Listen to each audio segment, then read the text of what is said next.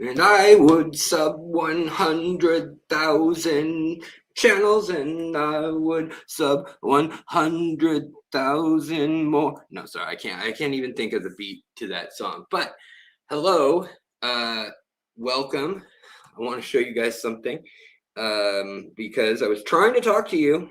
I don't know. I hope you guys are seeing this. I hope y'all out there in TV land are seeing this because I have um, interesting stuff going on my screen. If you can make that out, it says, come on, focus. This is the worst camera for seeing stuff on the screen. But I was saying, hey guys, hello, like trying to talk to you. And it basically said that I'm spam. It said you are a spam bot. You are banned from chatting. So I don't know if I'll even be able to chat in this stream, which is like lovely considering, considering I wanted to give some things back to you guys, but I'm gonna do it fair. And because of that, guys, I've decided that we talked a little bit, and basically, for 100,000 subscribers, there's gonna be a 100,000 pennies worth of prizes that I'm gonna give away in the coming month. So we're gonna do that for any subscribers or members. And if you're a member, you're gonna get like, I'm gonna do it the way I usually do it, where we say like, I'll say like next live stream. I'm warning you guys this live stream. This is the guys, we did it laid back, like just hang tight. But I've already gotten funding secured for half of 100,000 pennies worth of prizes. So that means I got $500 in gift cards that I'll be giving away to you guys. And I think we'll be doing more in the way of like cash. I'm just sorting out those details right now with like to make sure it all is going to work too. And also I need to check a couple tax things about it. But I know I can do gift cards, so I can buy those with my money if need be on the other end of things. But I can definitely work something out for. I know Aquatic Arts, like for working with them for 10 years now, like since I started the channel, since before the channel was monetized, Aquatic Arts was a partner of mine. Like they were sending me stuff when I had like 4 tanks and I was in an apartment where it was basically, not even set up for fish. I had like some guppies and endlers. And so I did a few stories. That's how it started, you guys, was I did a few stories on guppies and endlers and like live bears, like where they came from and who Jean Lechemire Guppy was and what a like rich playboy brat he was basically. Because he's kind of looked at as like this distinguished naturalist, and some people even say like progressive or for like he's ahead of his time kind of thing.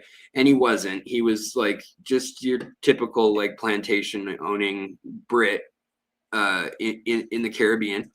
But he before that was a total playboy and like was known for having all night parties and stuff like that. He was known for going to he was supposed to go to he was supposed to go to Trinidad and Tobago, and he was supposed to go and become his dad's royal regent or whatever, as like his father was in charge. He moved from Normandy, France, which at the time the British influence was massive there, but they went from Normandy, France to Trinidad, Tobago, and like Brittany and Normandy area of France. And he gave up his land holdings there for land holdings in the New World, his father in like 1790s or 1800-ish. And the son was still growing up in Europe at the turn of the 18th century. And then he was supposed to go and get schooled on being I don't know, governor or like being a proper a proper gentleman of the colonies and of, managing an import export company and like farms and agriculture and industry. And so he was supposed to go to Australia. They got swept off course, crashed into New Zealand, stayed there for like, I think 4 years. And he basically went native and like, wrote a bunch of, botanical stuff, but it wasn't trained. He never was like trained in a college or anything at that point. But he kept a pretty good journal, but he also, it sounds like got a couple tattoos, although photos of the guy don't exist. But anyways, he was definitely, his family thought he was dead. No one knew where he went. And they thought the ship was lost. And then he comes back and they're like, hey, your father's like big time in charge of the entire Trinidadian, colony or whatever. And, has eyes on like, I don't know, maybe somewhere on the mainland, like maybe Belize or something even. And he's like, I don't want to go do that. Like, I want to like play pirates or whatever. Like, I wanted to go travel the world. And so basically they say, no, you have to go back to England. And so he studies and gets his proper training then in his 30s, early 30s, to be a botanist and a man of science, a naturalist, as it was called back then, because they didn't have ichthyology as a study. They didn't have, they didn't have a lot of the specific fields of like paleontology versus archaeology versus biology. Like they were all just like, oh, anatomy, So anyways, so I'm done with that little tangent for now, but I wanted to say hi to everybody in here who's stopping by. I hope we see some faces, some surprises. But as I said, like I've got secured already. I can tell you for a fact that I can commit $500 in gift cards that will be given away in the coming weeks. And I'm going to announce that on the next live stream. So whenever you see the next live stream up, I'll announce it and we'll be giving something away on the next live stream. And when I know when the next live stream will be for sure, if it's for some reason not on Friday when it should be, you guys know with my health issues, it's been rough. But it should be, if it's not on Friday, I'll post in the community tab, like the events and community post tab on YouTube. And I'll say like, in 4 hours or in 6 hours or tomorrow. Usually it'll probably be more like in 4 hours I'll be doing a live stream. Someone will get it then. But because I want it to be fair for so many y'all who you're not necessarily free or even awake when the live streams happen, will then be I'll spill the details of what we're going to do for the giveaway and how we're going to see who's even around, because I don't want to give it away to somebody who like, oh, this is, all the people who've been on the channel for 10 years get 10, entries into a raffle and like go back in time and see, like I'm not going to do anything like that. But I will with members. If they've been a member of the channel, they're going to get 5. So like the entries, I have to let everyone who wants to enter for free, and you will, but you only get 1 entry for free. If you want 5 more entries, you'll have to be a member.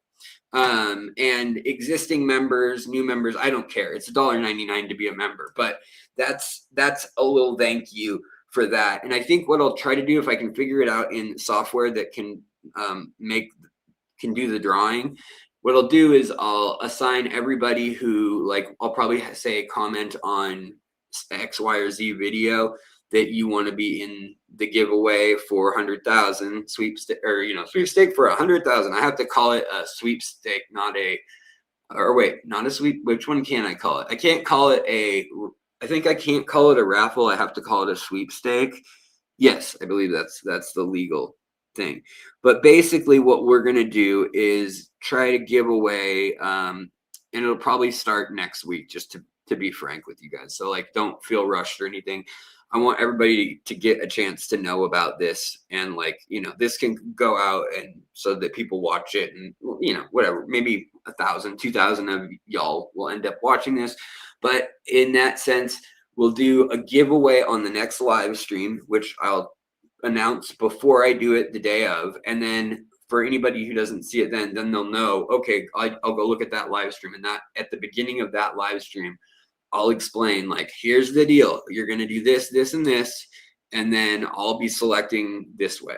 And then I think it'll be like we've done in the past, where basically, like I said, anybody who follows the instructions and comments on a certain video, that like the next live stream, for instance, they'll get an entry.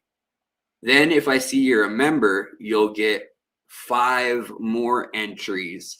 And basically what I do is I'll go down the list, and it's annoying, but I'll make a spreadsheet and I'll go, and I can have AI do it now probably. But I'll say, like, so if the name has a membership, give them, entries 1 through 6. And then the next, and then start the count at 7. Although apparently people say that it's like near impossible to get AI to count to 200 just easily. I don't know if if that's an inside joke or if that's actually true. I've never actually tried it, but yeah, I'll probably do it at random though. Like I said, because I want to give everyone a chance to get something. And as much as I want to come up with something for community members who've been here, I think maybe we'll do also an extra stream where it's just members. And I really would like to kind of take some folks aside who are members and say, like, so you don't know everything that's gone on behind the scenes, and blah blah blah blah blah, all the things that have unfolded the last couple years, and how close this channel came to not existing anymore, and all that, and that, like, because of you, because of members as well. I mean, I don't want to say just because of them, because it's not. It's because of everyone who watches, but because of members, like, I had enough money to then pay, like, my insurance, deductible and co-pays. And like for a while I had a mountain of debt that was like $30,000 or $29,000. And thank God they ruled it malpractice what happened. And I mean, maybe not thank God, thank whatever. It would probably be more lucky if it didn't if I didn't have a malpractice case, and that's like I just got better quicker, right? That would be the lucky thing. But the way it turned out, I've had to go through a lot, and I almost lost my right foot. Very, very, very close to losing my right foot, and I'll just tell everyone that. I signed 2 different papers on 2 different days, and they were going to see how it went with an MRI and exploratory surgery, and it was close there for a while. So I'm very, very relieved. I can't tell you how much relief I felt when I found out I wasn't in $30,000 worth of debt, let alone like could just stay afloat. But the fact that you guys stuck with me on the channel and kept watching, even when I slowed my posting and stuff, when I was going through all that and downsizing here, and I'm still coming out of that, I can't tell you like how much that means to me. And the fact that you guys are still interested in nerdy fish stuff, whether you've been here for a while or you're new here and you just entered this chaos and you're like, why is this guy always whining about something? Like, I feel terrible. Like, what a crappy time to enter the channel if you came in the last year and a half or whatever. Because, granted, before that I got hit by lightning too. Like, I have really bad luck with medical events apparently. But I try to stay grateful, and you guys help me so much in staying grateful. Like, that is the lesson, and the lesson I learn and the lesson I try to teach every day, both the same, is, gratitude and being grateful for just having the chance each day to learn something new, learn something exciting, go somewhere, see something new. Have your eyes for sight. I mean, I'm not blind. I can see. That's incredible. If I were blind, I mean, I can hear. That's incredible. Like all these things that we take for granted, every day we should be so grateful for. And even if you are missing, a few of those things, like there are other gifts I can guarantee you that you have, um, that no one else has, and that's what makes you special.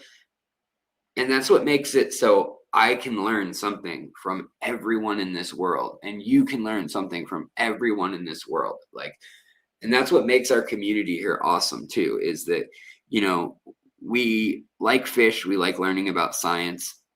And yeah, we'll go off on tangents like, oh, I don't know, what do tariffs do to the cost of glass in fish tanks? Or what do, what's the fact that, uh, I don't know if I want to go down that rabbit trail, but I was gonna say, there's also, things like, the fact that, I'll go there. Seachem XL, which love love Seachem, but Seachem Flourish XL turns into glutaraldehyde basically, when exposed to water, which is an herbicide, which is a carcinogenic herbicide. Yet they don't say it's in their products. Side tangents, side stories, talking about the chemistry of that. Like that chemistry is so far beyond anything that you would need to know for the aquarium. But because it's interesting to so many of us that are in this hobby and that are willing to take the journey of learning, like that's stuff that I think is fascinating. So guys, hello. Hello, those of you who are in here right now. I want to shout y'all out. We need more Excel bad mouthing. I know, where's Gary when I need him, man? Like Gary, not Gary Stein. I literally just clicked on other Gary, but like no, Gary Lang. He's with me on the Flourish Excel hate. And it's not even hate, it's just a labeling thing. Aquarium Co-op had to take liquid carbon off of all their liquid carbon products, and basically say, the wording that it's either the FDA or like I don't think it was the FDA. I think it was like a consumer, like, what do you call it? Like one of the consumer messaging boards. Also, I need to say thank you, before I forget, because I saw it and it means a lot and it's very, very generous. But thank you to Coro, who gifted us 5 members. So 5 new members to this community, you guys. Thank you, Coro. Thank you, Coro, for just being a friend, for being here. I really do appreciate it, man. Since we met when I was down at, I guess was the first time at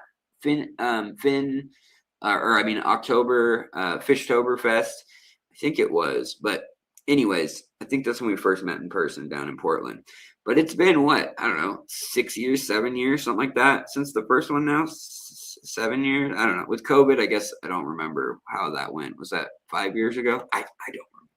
But anyways, it was a while ago, and it's so cool that for years before that we knew each other online, and you were hanging out here, and we were friends. And I know I've seen you grow. I've seen others in this community grow, and just like seeing people who I know were kind of like getting their toes wet into planted tanks and the science of it, and we're kind of all asking questions. And maybe at the time we were watching streams by like Rachel O'Leary or Co-op or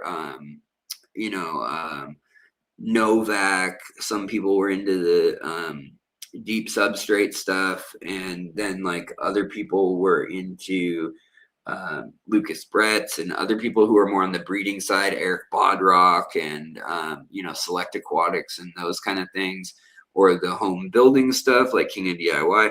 But whatever it may be, like all those vibes, or was it Foo the pufferfish? Is that what it is? It Foo? Why do I feel like that's wrong? Anyways, you guys get the point. A lot of us were learning and in these chats and streams together, and I remember it, especially when things got locked down, and I had recovery from a lightning strike, no job anymore, no 9 to 5, and physical therapy every day just to learn to write again and to do things with my hands and to find the right word. But when I learned about aquarium stuff, one of the most incredible things that was just dumb luck of that lightning strike was that if I had learned it after the lightning strike, I didn't stutter and mumble.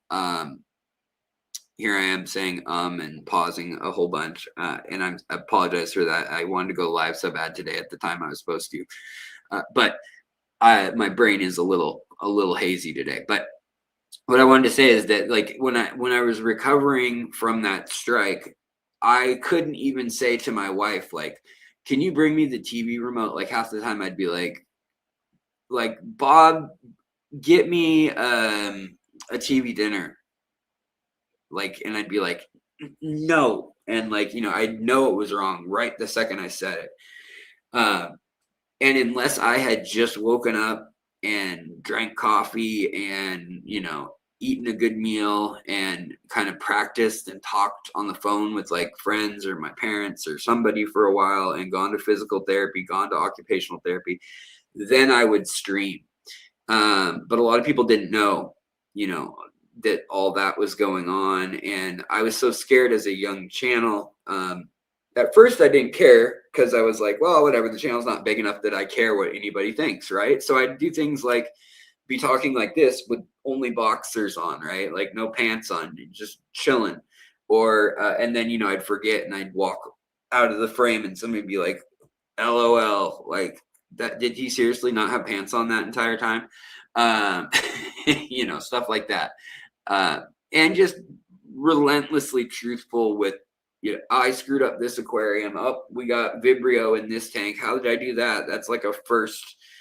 The UW ichthyologists and marine biology department have never seen warm water Vibrio in aquariums before.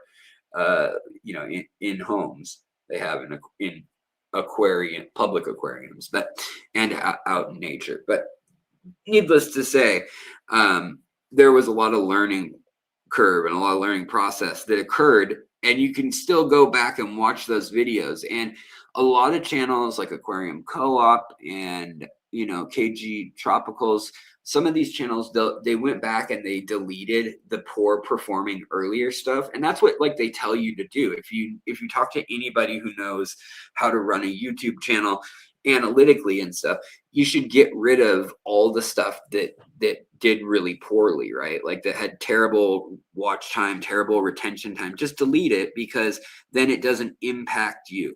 Now, some people hold on to a lot of videos like that because they're like, well, I made some money off of it, or I still, somebody still watches a few of these videos from that time frame. And so sometimes people die, their channel dies a death of 1,000 cuts that way. And I know we could get way more views if I deleted everything from over 5 years ago, right? Like if it was all videos, of all my videos on this channel were edited with graphics, Latin names, all that, like I do now in most of my videos, I'm sure the channel would be performing far better. But at the same time, this is a record of my life. This is a record of me almost not making it. It is a record of me going from thinking I was about to have a family with my at the time not even wife, and then got married and wife. If you really go back to when the first videos were, look, to be frank, like I posted a cluster of videos that were like, these are my fish room, this is my fish room, these are my guppies, blah blah blah, all the way back in like 2012. There were some of those here and there, but really the channel does not start until about 10 years ago, as of this. So it is 9.5 years ago. It'll be 10 years as of like September-ish. So another 8 months or whatever from now. That will be a year. So it's been like whatever, 9.25. We're working on year 9 into finishing year finishing year 9, going into 10, of consistently posting and live streams. Before that, like I said, there's a almost a decade of random videos, and then like about a year or two of like clustered videos that were a little more consistent. But I took a lot of those down just because, one, they were filmed basically on a potato, and two, they weren't anything for you guys to learn from. I didn't say anything helpful. They're just like me quiet and like maybe like Led Zeppelin in the background. So they're like, they're not that they'd be monetized anyways, but they're just, me filming a snake skin guppy or whatever was the cool, line at that point in time. And showing like, oh, my baby had 30, or my guppy had 32 babies. And then like 2 months later, oh, this one had 12 babies. This one had 40 babies. And like, that was the video, So we've come a long way, my friends. The first one where I sat down and thought, you know what, this could be a channel, and I said, this is going to be the secret history living in your aquarium. And guys, if you have questions today, I will get to them soon. I promise I will. But I also just want to like kind of walk down memory lane for a moment for the first half hour. And I know the president is speaking in an hour and a half-ish, or hour and 20 minutes. So I'll try to get off here by then, so you can listen to him for, I think he said he's got an hour and a half ready to talk. So that'll probably be 2 hours knowing Trump speeches. So have fun with that. But Coro, again, it says he's been here for 36 months. That's a bold-faced lie. He's been here a whole lot longer than that. But again, we've got other members in here. Hello, Jill, Eugenia, thank you so much. I can write a quick program and add points to members. Just let me know. Right on. That's good to know. If I can't sort it out, I will definitely ask somebody like you, obviously, to help me, because I know there's a smart way to do it. And every year in the past, I've done things like sat there with a notebook, or one laptop and another laptop, or my phone, and like sat in Excel or Outlook or something, just with spreadsheets like an idiot. So yeah, not gonna do that anymore. I'll be smarter. I'll think smarter, not harder. Work.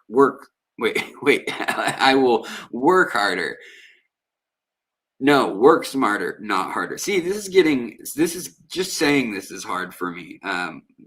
Testament to how dumb my brain really is sometimes these days.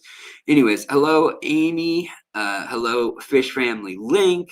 Also, Sketty Nona. I know you're in here. Also, Geek Bot. Hello, I'm having trouble staying motivated, keeping my 75-gallon tank maintained. Bro, or girl. I still will call girls dude, so we'll go with dude. So dude, I would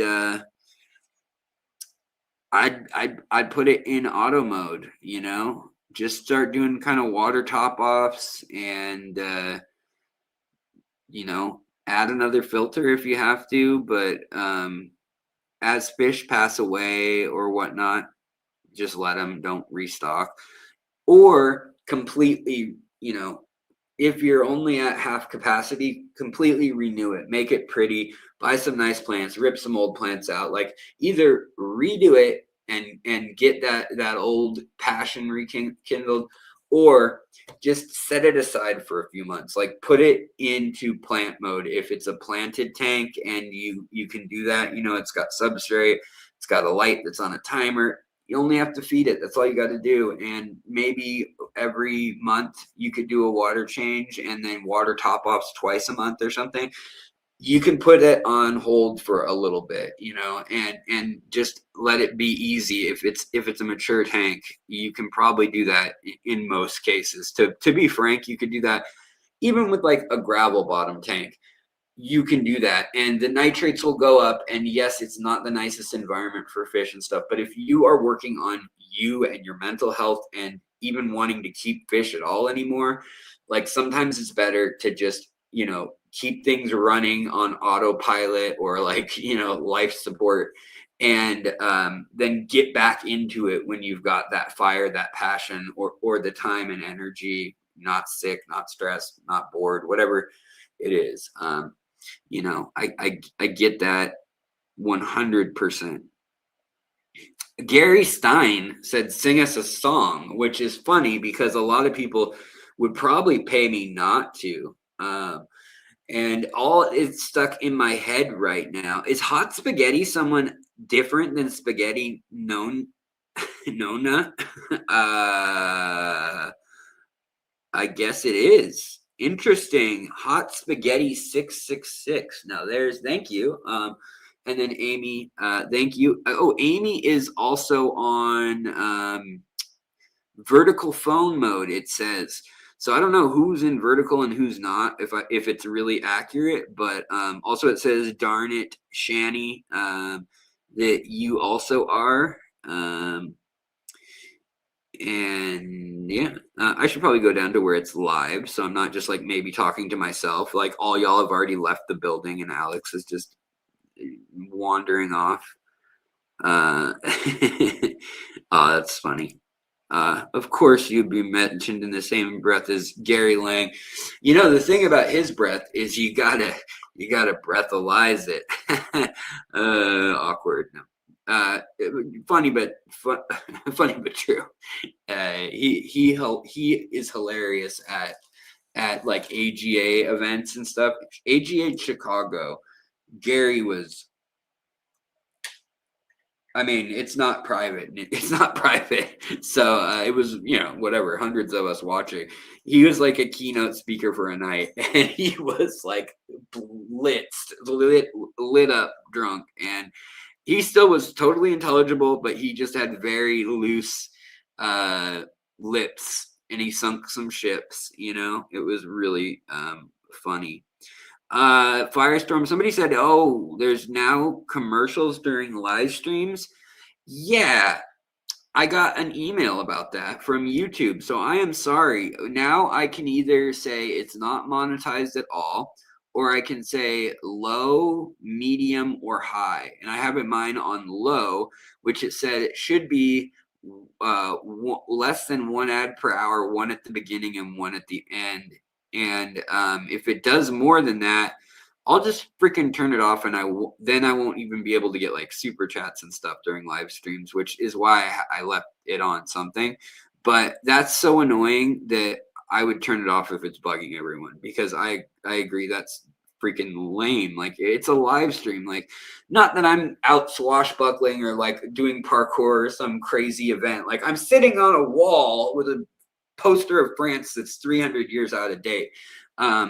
And it's a fish channel, so you're not missing out, not gonna lie. But I agree that the ad thing is really annoying, and I don't want that to be the norm. So as they keep changing these features, I try to keep it as back to the way as possible as I can, usually, with the balance. If I had turned on all the different things, like there's like some sort of like gift points and hype points and all these other things that like I could be interacting with, and like digital gifts where like you give like, I don't know, NFTs, or I don't even know what it is. I haven't even entertained it. I've just said no, I'm not doing it.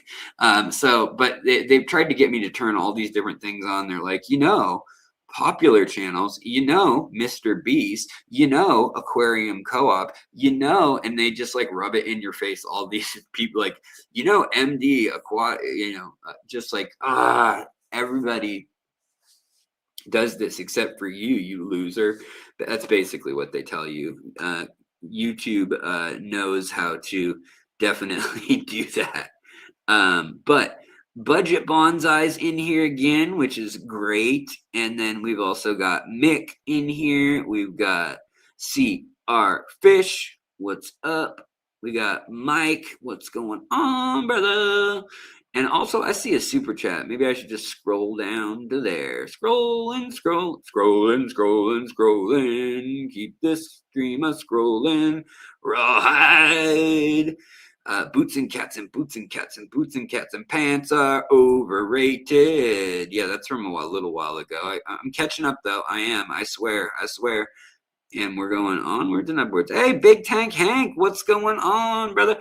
I need to definitely be more have more guests on the stream again. That's something that like fell by the wayside because I didn't know if I'd even be live streaming a lot. I still don't a lot of days because I am at the point where now I don't want to be I don't want to stream if I'm like not on my A game. And I've been having a lot of hard time with just all the medical stuff, but also the medications and stuff too. But the videos, I would never, that's what I was saying. I will not delete those old videos. That's what I was saying. Even though that would help my score, my social credit score on YouTube. There's so many things I should do that would help, but that I don't. And that was the point, guys, is that you all have allowed me to get to 100 freaking thousand. I really didn't think that would ever happen. I remember telling Corey from Aquarium Co-op, he told me to go fly a kite early on, and that's not a secret to a lot of y'all. But this was 8 years ago now, okay? And I was like, man, I would love to come, film at your store. This is when he still worked in the store. I'd love to come film in your store, and I'd love to, he's like, yeah, come on, film in the store, which I thought was nice. That's very cool. But then he's like, but I'm not going to work with you. And he's like, a whole channel about fish history. And I was like, well, it's like the secret history living in your aquarium. Like, it's going to be like life. If you lived in a fishbowl as a prisoner, what are all the things you would think before your brain ran out of stuff to think about? Like, what are all the tangentially related things and stories that I can tell about fish? And that was like such an open-ended idea in my brain. But to them, to several creators in this space at the time, they were like, that's really, really niche and really, really dumb. And so I did a couple on just history, and I realized that like if I kept it history, that is a little niche. Like I can't just tell stories about, oh, this fish was discovered this way and it happened this way. But if I do a species spotlight on a newly discovered fish, we can be talking about the future. We can be talking about, current science, things as we understand it. We can be talking about geography, geology, environmental science as a whole, things like endangered species and caring for those things, spawning these things. So many stories out there. And to me, I stuck with it. And I know it's a little weird, and some of my videos are a little weird, and some of my live streams are a little weird. And the singing I do is a little weird. And I used to wear a bunch of tie-dye. It used to be way more unhinged, if I'm being honest. But what happened, so I said, hey, Corey, like, could you, could I be on the show with you? And at the time, I think he had Lucas Bretz on his channel. And he said, you at this point you are either big enough that you are my competition, and the answer is no, or you are so inconsequential and unprofessional and unimportant that I don't have time for you. And I said, basically, I hope you don't lose your what I thought was your love of the hobby in trying to make a business, because I think I can see that happen or happening. And that was kind of like the last exchange we had for a really long time. And then since then, we've had a couple like, run into each other in Seattle at places or at events. But really, like, that was the last in-depth thing said. And that was like 8 years ago. And absolutely exactly what I said, he came out and said like 5 years ago, like 3 years after the fact, that he was worn out going to China back and forth, going to manufacturers in Shenzhen, And I mean, he's built an incredible empire. I don't have anything bad to say about the content or, a lot of the people that have worked there. It's interesting that almost none of them still work there. I think Randy's the only one who's still there. But none of the managers or, employees really seem to still be around that I have made good friends with over the years. But good people, like he's a good judge of, who to work at his store or who to work online for, who he's got on his team. And so, anyways, I wanted to share that little tidbit because he was like, your channel's like failing already. It's never going to go anywhere. You need a cameraman, you need a production crew, you need editors. Like, all you're showing people is that you don't care about their time. And to me, I said, like, I'm researching some of these videos for like 20 hours before I make a 15-minute video. All I do is respect time, right? Like, it was the money that I didn't have, and so I figured, like, it's like a podcast, we'll just sit here and I'll sit in my tie-dye shirt and we'll talk about it. Well, things have changed a little bit. I don't want to scare people away right off the bat, so sure, I'll broadcast in 1080p. Don't want to do it in 4K because sometimes that's too slow for a lot of people around the world. Or too fast. Like, it's too much info. And so I've been getting like a ton of feedback when I did stream a few times in HD versus in 1080p. People are like, I really appreciate that you do the 1080p because I can't watch the 4K, or they don't do that in my area.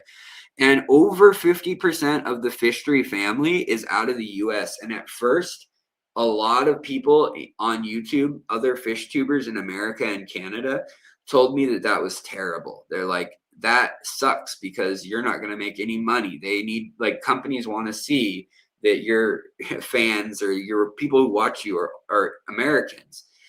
And when I looked at it and I saw who was watching and the demographics came in, it's you guys that are watching tend to be like, 30 to 60, like in that window. Very few young people are watching, which, I mean, that's okay. I wish there were more, but that's okay. 20% are female. And for a long time in the fish community, it was 10% female on male channels. So I was always happy that it was 20 from early on this channel. I wish it was 50-50 male and female. But I don't know any male channels that are like that. But I want the channel to be watched by a reflection of everybody in the hobby who's it makes up, But also, you guys are freaking smart. You guys have higher level degrees, and the ones who don't, a lot of you I know who don't personally, are like some of the smartest people I know. So it doesn't mean anything that you have one necessarily, other than that maybe you understand the basics of some critical thinking or building blocks of how to learn, right? It's kind of like, and you can stick to something for 4 years. That's really what it proves.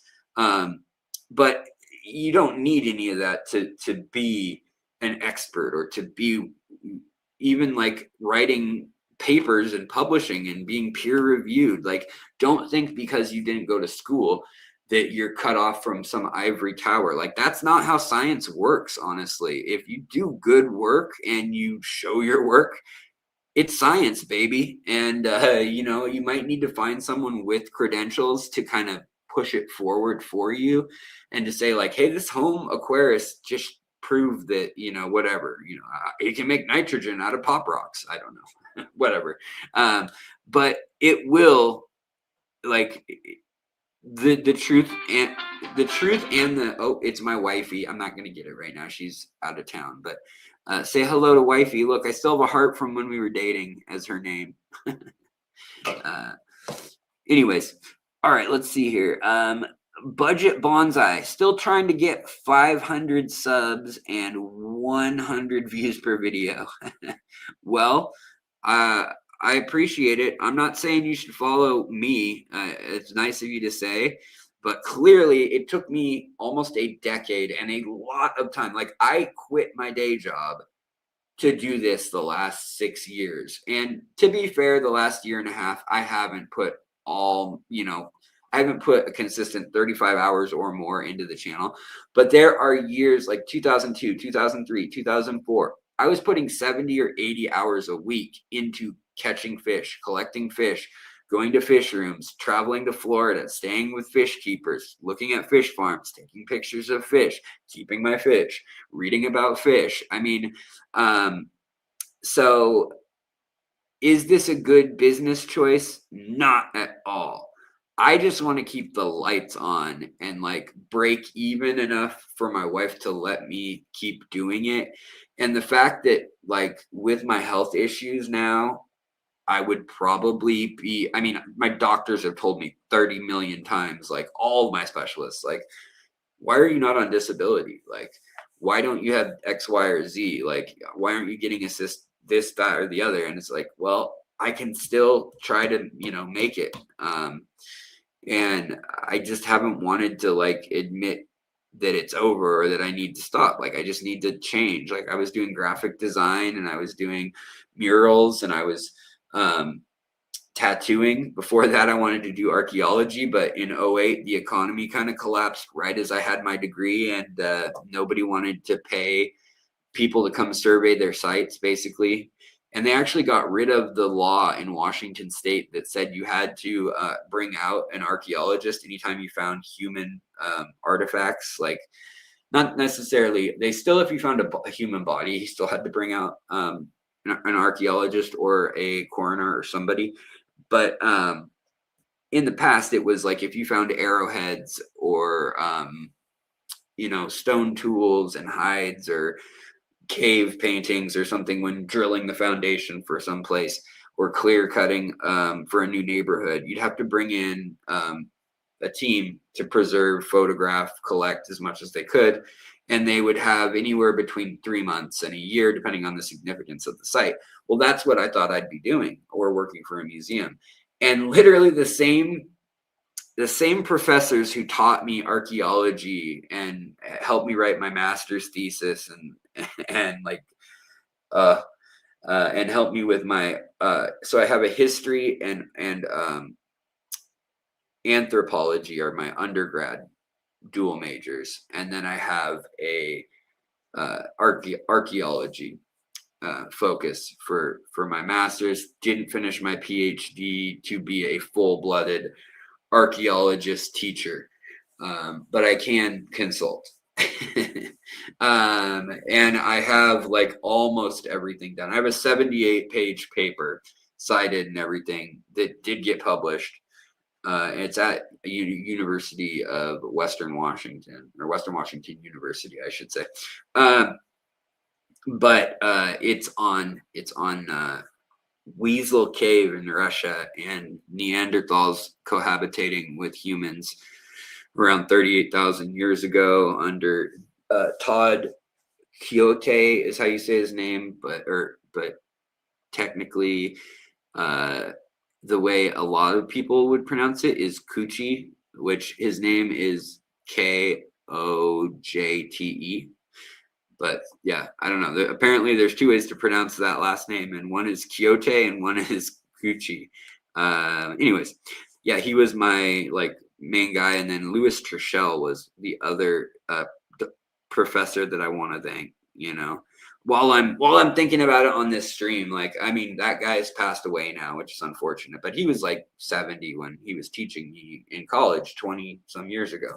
So when that journey started, he was already an older gentleman, but that's what got me into history and I always liked history as a kid trivially, but that's what really got me into he showed me the value of finding a primary source of like taking a document and tracking down like, well, who took that picture 100 years ago? And what did they write about what happened that day? Like, the importance of that and the bias that they will have. And like, don't believe what the book said. The victors or, the people in charge right now of your world, your universe wrote that. Why do you believe what they say? Go find out for yourself and try to see it through the filter of that time. And like that as a 21-year-old, as a 20-year-old, that blew my mind. to really look at some events that I thought I understood as an early history learner, and being like, okay, I get the founding of America. I love America, the Constitution, the founding fathers. They were so smart when they made this government. You know, they had these checks and balances on power and this and that. And then you get older, and there, you know, when you're younger, there's like a surface level of that. Then there's a deeper level of that. Then there's a wow, that was pretty unique. And then there's like, oh, well, actually, kind of the Romans did that, and actually some of the Iroquois nation did some of that.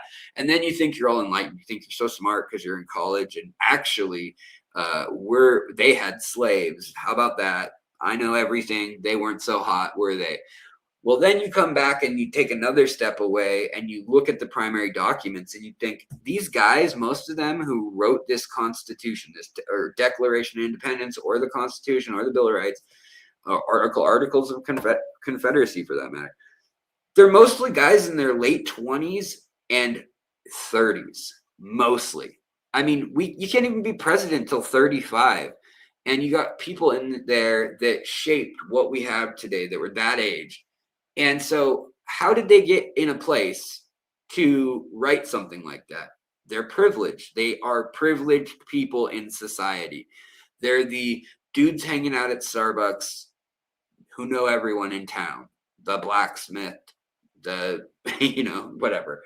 And in my way off my rocker and tangent here from fish, yes, but follow me for a moment. So then I realized, well, they even talk about in the Constitution, they outline, you know, you have these rights that God gives you. That's insane. It's saying that people have rights bigger than like what man or what force can take from you.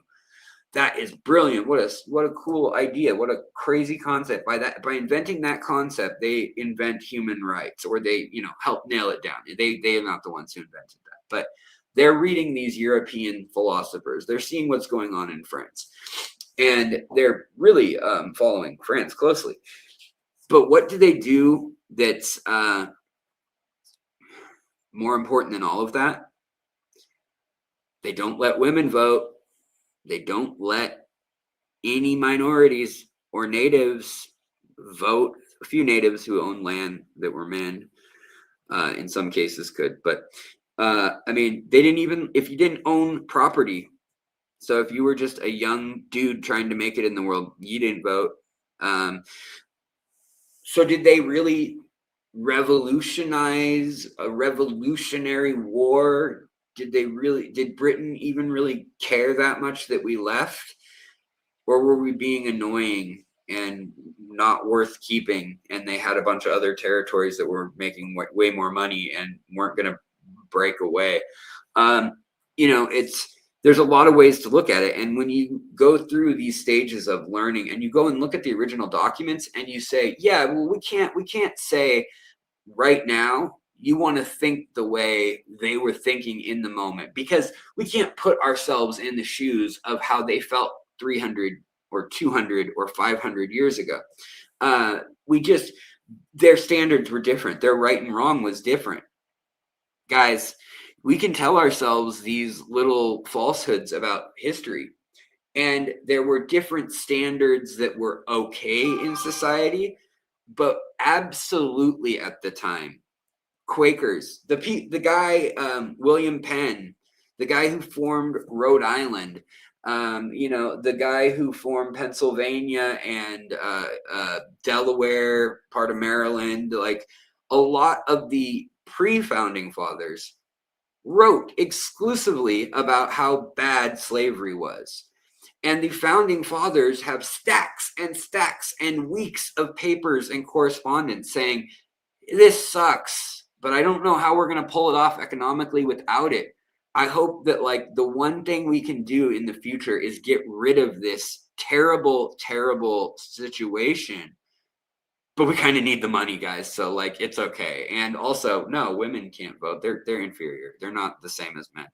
Like, so yeah, there were certain things women were honestly seen as just not as capable. But at the same time, there were people in power talking about all these things. There are people who signed that document, many of them, that talk exactly about these things, not in coded language, not in like, oh, in 1789, thinking one day the other races will be able to come to where we are. No, it was like there is no difference. Our flesh is the same. Our brains are the same. We are equal. We all have these same rights. And there is nothing other than the system and the power structure that exists needing to still exist.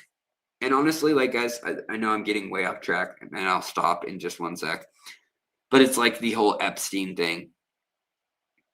When something gets so big that society on the left, the right, the top, the bottom, the middle, the pop stars, the celebrities, your favorite politician, no matter who you are, whether it's a libertarian, whether it's a liberal, whether you're in Norway, whether you're in America, whether you're in Israel, whether you're in India, wherever you are, when a problem touches that big of a group, suddenly it gets, we'll figure that out later. That's crazy. I don't know. I don't want to deal with it. Ugh, it's so icky.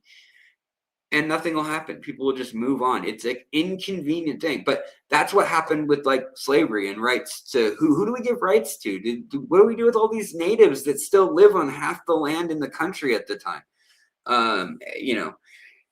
So what does that have to do with fish? If you're not thoroughly like, oh, you damn lefty. And that's not a left-wing point of view, by the way. That's a very, very centrist point of view. But what I'm saying is we look at the original sources. We look at the science. We look at the studies. We look at what person A said, what person B said when they found the fish, when they study the fish and they say it breathes this way. And we end up making a scuba gear system based off the science we learned from that. Or we learn how to do stealth technology underwater and not show up on sonar or radar because of something we learned about, like the way a fish moves through the water, or the way a fish is covered in angles that can't be picked up as easily by sound reflecting straight back. We are empowered. We are the people, and we are the ones who will learn the things. We will do the things. You have the power, if you're watching this, to take it as far as you want, in whatever way you want in life. If you want to go get your PhD, if you want that quicker ticket through the door, even though it takes 6 years and $250,000 or whatever in total schooling and everything, maybe nothing if you can get grants and stuff and you work hard, and I don't know, depends on who you are, where you are, what country you're in. If you're in Croatia, it's free because they pay for college there and quite a few other places in life. But other places, I know it's not that easy, and it could be hundreds of thousands of dollars. But that credential, that time, that effort, that'll get you through the door and get you listened to quickly.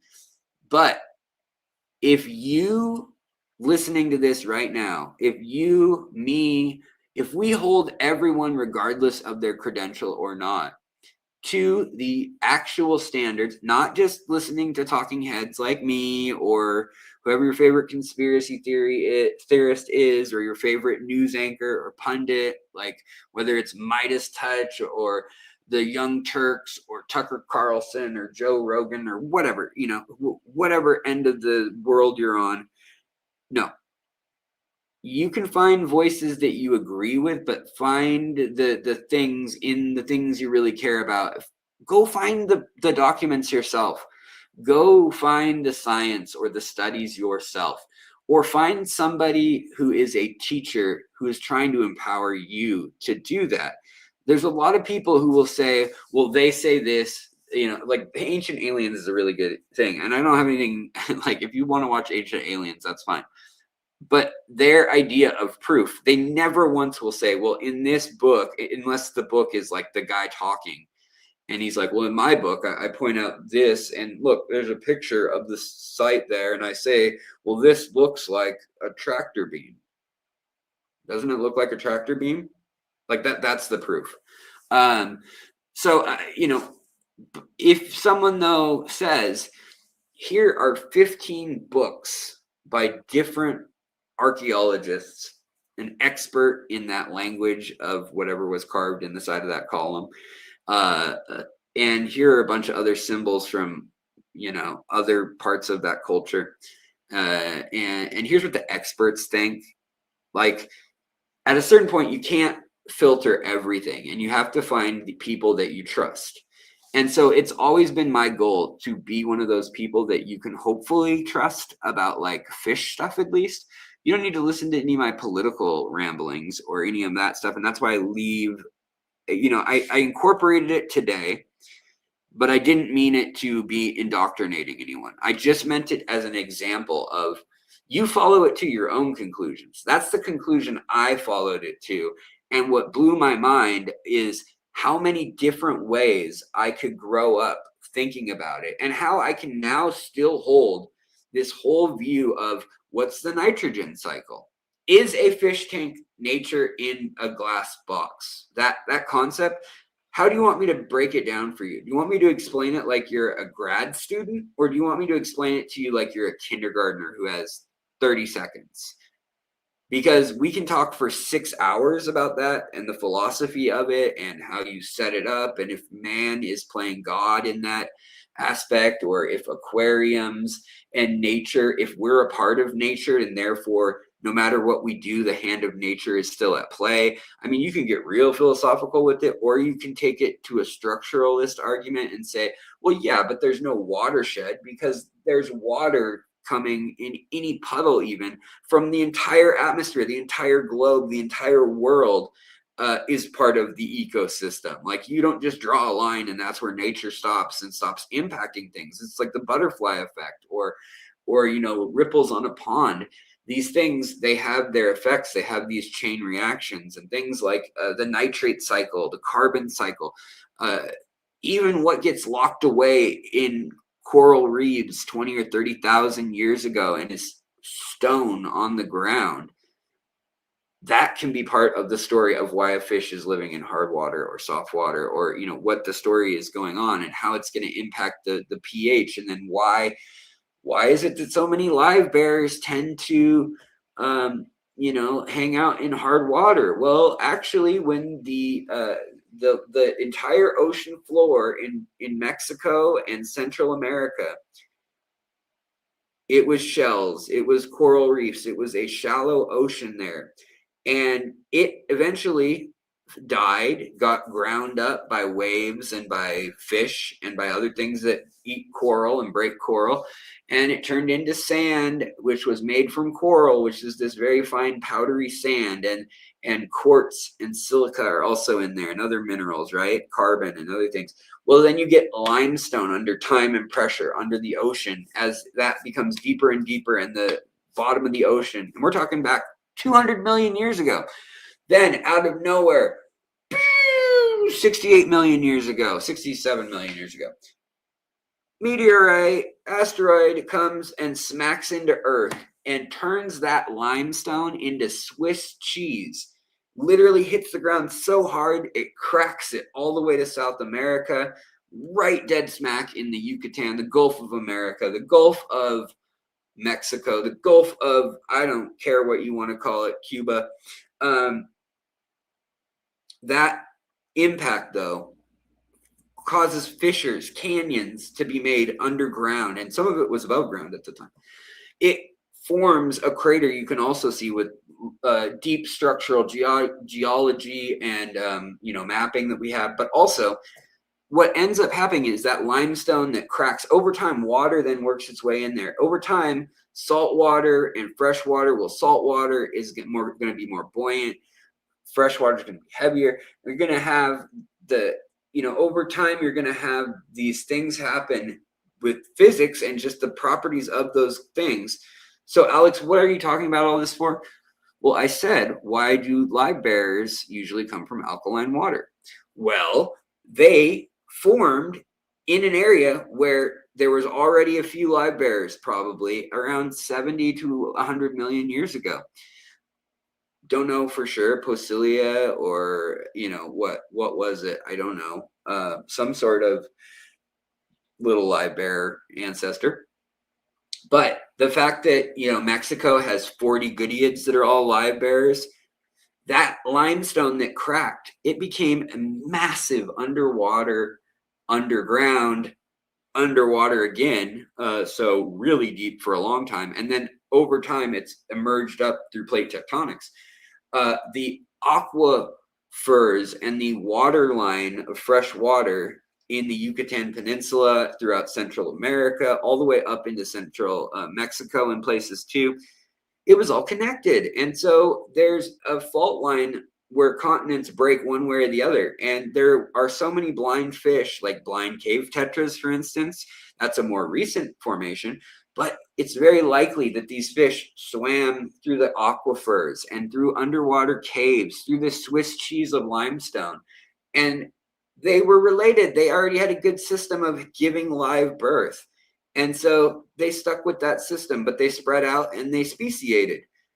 Why is it that there's only half beaks that are live bears? Like, okay, that's not true. There's sharks. There's all sorts of saltwater fish, right? But in the aquarium hobby, almost all of our live bears come from Central America, South America, a little bit of Caribbean, whatever you want to call them. And there's reasons why, because they speciated from around there. But one major reason why Mexico had so many of the mollies, the platies, the the little fish like that, is because of that Swiss cheese of freshwater cenotes. And what is that Swiss cheese going to do to the water that's been sitting in it for 100,000 years? Or in the case of reality, probably the water's been sitting there like 40 to 1,000 years, somewhere in there, depending on how long it took to make it through the layers of limestone. Well, that water's going to take on the hardness, the KH and GH of the limestone, which is alkaline.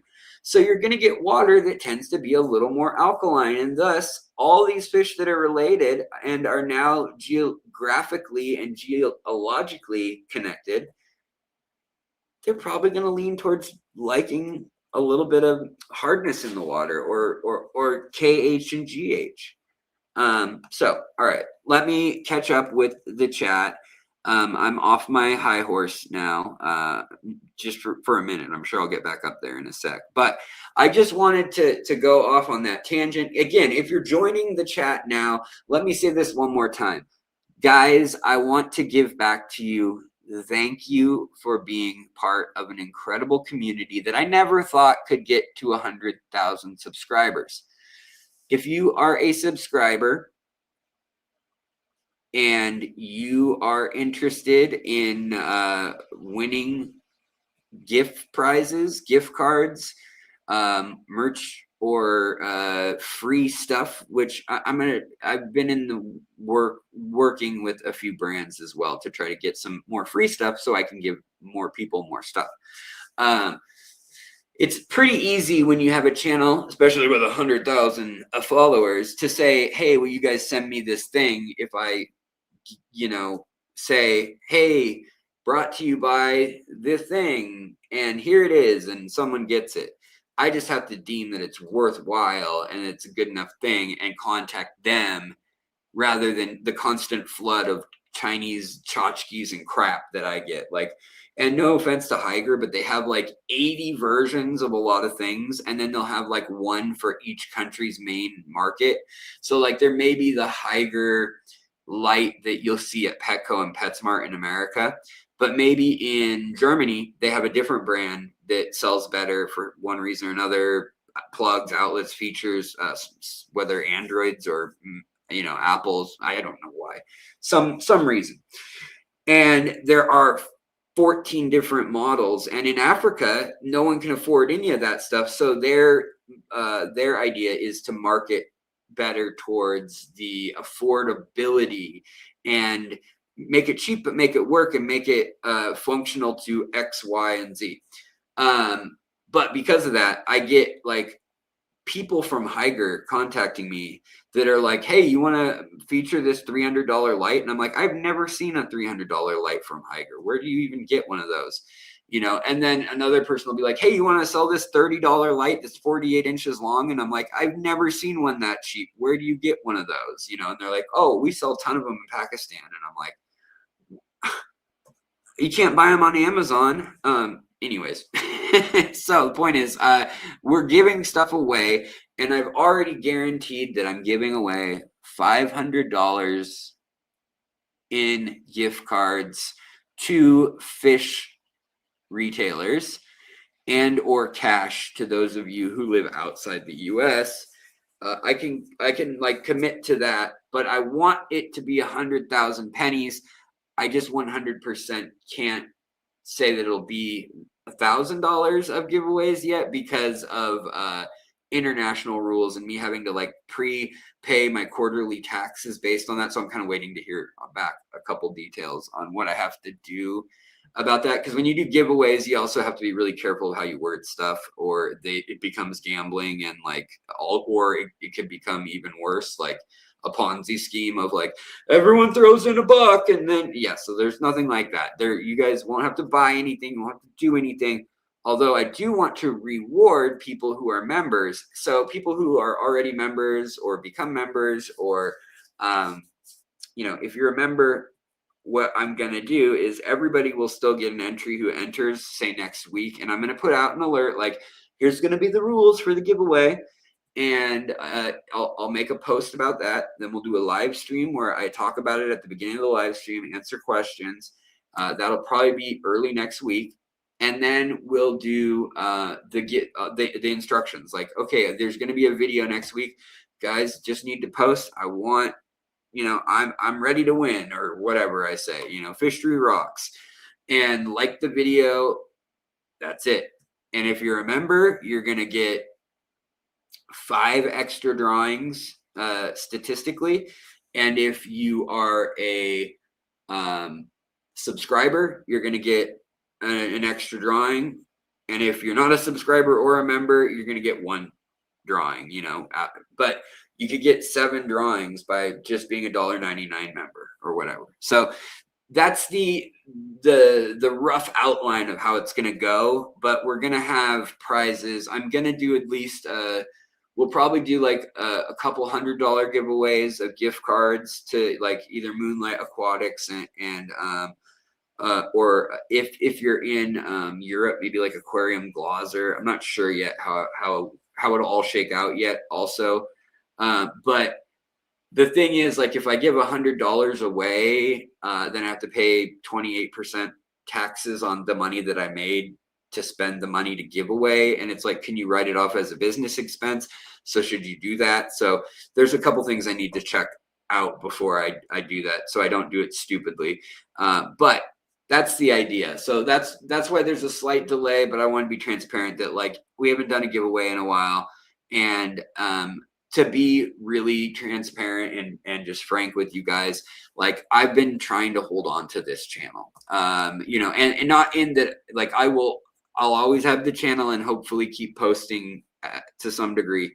But I was like, man, I need to get a day job again, or be on unemployment and disability and just, you know, rest.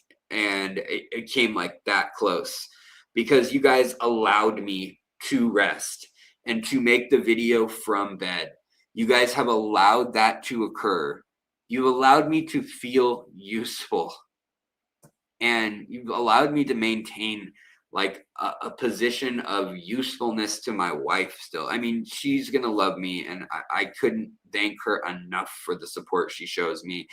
And the household, like I didn't pay for this house. Let's make it clear. We got a 1-bathroom, 2-bedroom house, and I did not buy this house. You know, I'm married to the woman who did. If I ever had to hit the road, I'll sign it over to her because I didn't earn this house at all. But yet she's allowing me to have a fish room because it allows me to do this. And it's like, what an incredible woman. But what did I do to deserve that? I don't know. I'm a lucky guy. I've been very fortunate in so many ways. And so some people are like, oh, you got hit by lightning and you got MRSA 3 times in a year. You almost lost your leg. Yes. Yes. You were in 30 grand debt and then you had a malpractice case again. Yes. I'm freaking lucky. And I love every minute of being alive and sharing it all with you guys. And you guys have allowed me to have friendships and to have an outlet and to let it be work too. And some of y'all, you know, whether you support by watching or you help financially, like people are right now, and I will thank you. I see you guys who've done super chats tonight. Don't worry, I see y'all. I just got carried away with my other stuff, so let me make sure I'm not overlooking any like important, you know, like, oh, my betta is not alive. How do I fix that? You know, well, in that case, I guess I'll just probably skip the question, but anyways, all right. Drifters Workshop, good to see you too. Mr. Monks, good to see you. Welcome. Also Firestorm, welcome as a member. I was saying, I liked your name. Welcome as a member. I don't know why it told me twice, but cool. I'm glad you're a member, and I'm glad we got more members. If you join as a member, there are about 210 episodes, 215 episodes of updates about what's going on in the world of the aquarium hobby, what's going on with Fishtory. That was where the name Fishtory came from. This channel used to be The Secret History Living in Your Aquarium. It should have been like The Secret World or The Secret Science of Your Aquarium or something like that. It's too long anyways, though, and too many search terms are in that name that just gets lost. So it became Fishtory, which, what does that mean? I don't know, but every time I say it, I have about 6 people out of every 100 that go, did you just say Fishtory? Is it the history of fists? Yeah. So maybe I should have enunciated better. Maybe I just need to get my top teeth done. That's another thing. But you guys have allowed me also to travel to Florida. When I was getting my chompers put in at a half price deal that I found in Florida, because Washington's expensive as hell to do anything. Yeah, I found a $15,000 for the lower and $15,000 for the upper, 10 implants, full set of new chompers after the lightning strike busted 19 teeth. And while I was down there, I got to film some of the most incredible, breathtaking stuff that I've ever done in my life. Go see fish, meet people like Grant Eater and Ryan Kinney and so many great people. Bill Shields and Alan. Spacing on your last name, but Lucas Bretz, go visit him a few times. You know, so many cool people down there. And same with like when I got to go to Sacramento, or when I've gotten to go to clubs to speak to people, and I get to see people like Jan or or Ginger Graves, or all these incredible fish folks and that have emerged from the 100,000 mighty ones of you. But thank you. Thank you so much. Literally my only paid subscription. Well, you're helping me keep the lights on. I have to say that. Like, I wish it wasn't the case. I wish I wish I was still doing like graphic design or tattooing. I wish I had the energy to do that 20 hours a week, because that would pay more than YouTube does, honestly. That alone would. Especially, with 20 years of graphic design ish, 17 years of it under my belt. It pays pretty good. And I could take it on, but honestly, a consistent like 9-to-5 job with a retirement, with benefits, it's a little bit of a chaotic world when you work in the tech biz, and you're like, and so is YouTube obviously, but I am the captain. Whereas when you're doing like contract work for like Amazon or something, I've done a lot of that, or Nordstrom, or whoever hires you. One, they're getting $100 an hour. You're getting like 40. The headhunter gets some taxes, take another 30% of your chunk, or 20%, whatever it ends up being, depending on how much you're making. And then, it's, but it is eye-opening experience when you work for the big corporate gigs. And in some ways you feel like just a number, but in other ways it's like, holy God, I have to work a lot of hours working for just me as my boss. Same with when I had my art gallery, my tattoo studio, all these things I've done in life. A lot of it, I had a corporate job for 20 hours a week, and then whatever I was doing for my passion. My entire life since I've been for 14 or 15, I've had my passion job at least 60 hours a week, basically, and maybe 20 hours a week. Then I had some other gig or part-time few days a week job, maybe 3 days a week, 10-hour days or something, 30 hours, 20 hours. But yeah. Let's see here. Also,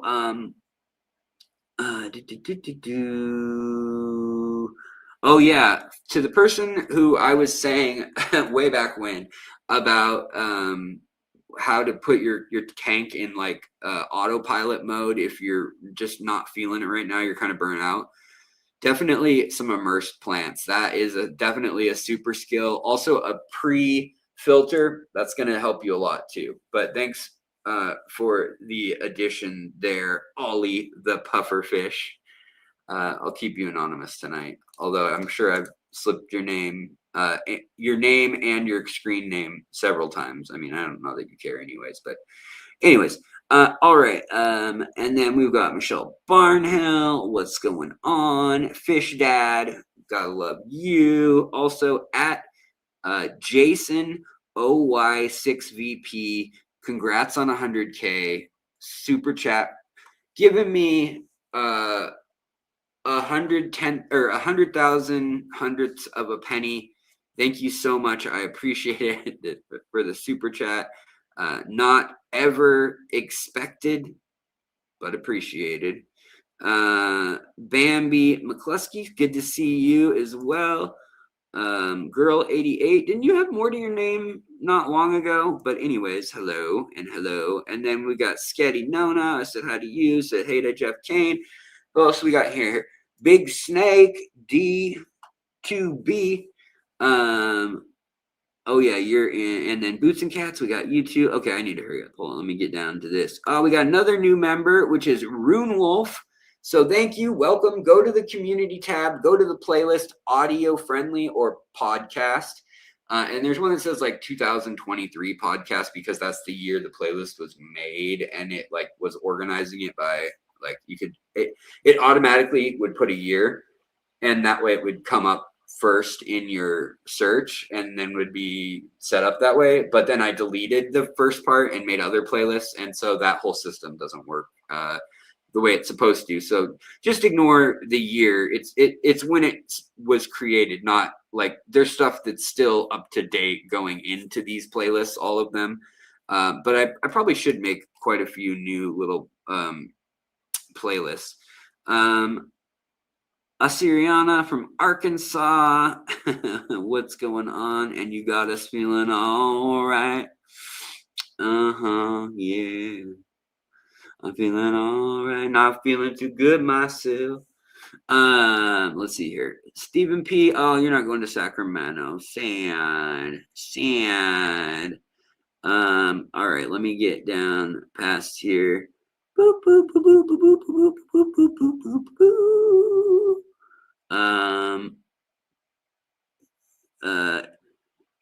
All right, I must be losing a lot of chat because I don't know. Yeah, I'm missing a lot of comments, but also I've got a member of 17 months, over a year. You're almost walking, buddy.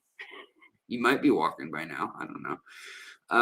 Thanks for the content. Hope you're feeling better. I'm feeling good tonight, guys. I am feeling good. I really am grateful. Like, again, I cannot tell you how full of gratuity of gratitude my heart is, my being, my mind, for you guys allowing me to create this channel, for you guys bearing with me when I was doing 3 live streams a week and just like hanging out for 2 of them and maybe doing something semi-fish related for 1. like, I'll answer questions at any given time, obviously. Like, say at Fishtory and ask me a question about your fish, and I will try to get to it, but I might be on a tangent. But I try to do the live streams so that we don't have people saying like, I subscribe to this guy's channel and he never answers my question, because I try to get to him in the comments, and I still spend 3 or 4 hours every day, no matter how sick I've been, unless I can't like be on a phone, essentially. Like I'm so sick with like a migraine, for instance, or I'm throwing up, or I slept. I still make sure to read through the comments on both YouTube, Facebook, my emails, text messages.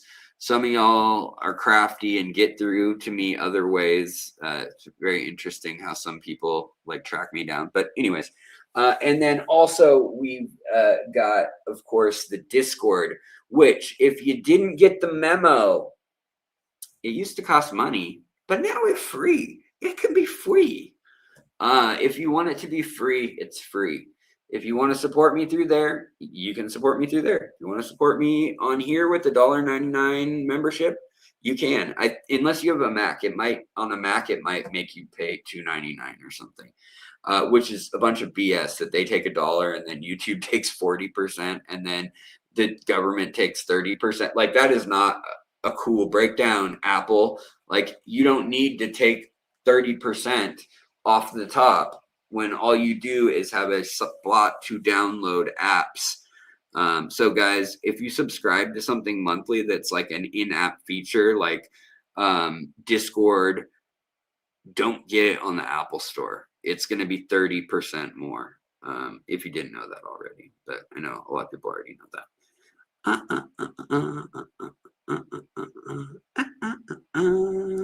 And we got Stephen P. 2003, 5 years of membership.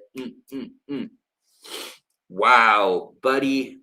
It's got to be. I bet you were a member before that for a period too. You and I, we've known each other now at least 7 years. Like 2019 for sure I knew you, right? Because like aquarium cop days and yeah, definitely. It's been a long time that we've known you. At least 2019, I'm sure we knew each other. If not back into 17, 18, I don't know. 2016 was when I really started picking up the pace on here and, watching the Green Machine and, King of DIY and Dustin's Planted Tanks. Mostly Rachel O'Leary was my muse, the person that I thought, wow, she doesn't have a degree or anything about fish, but like she writes books about fish. Like, whoa. She was who got me really into it.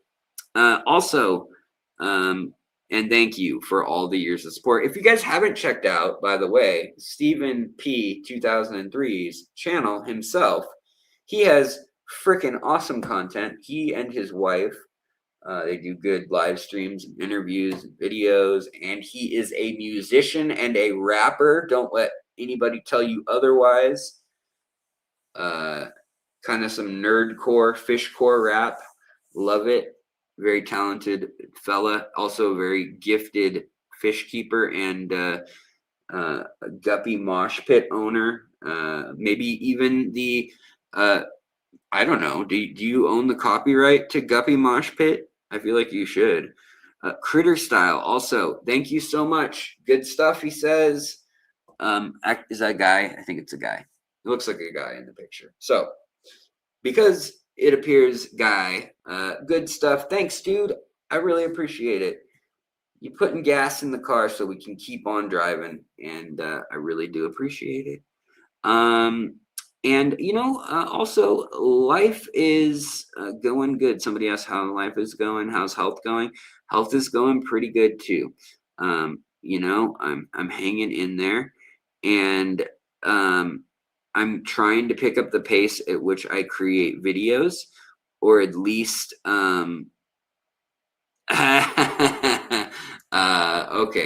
All right. Yeah. So what she's talking about here is I have a video.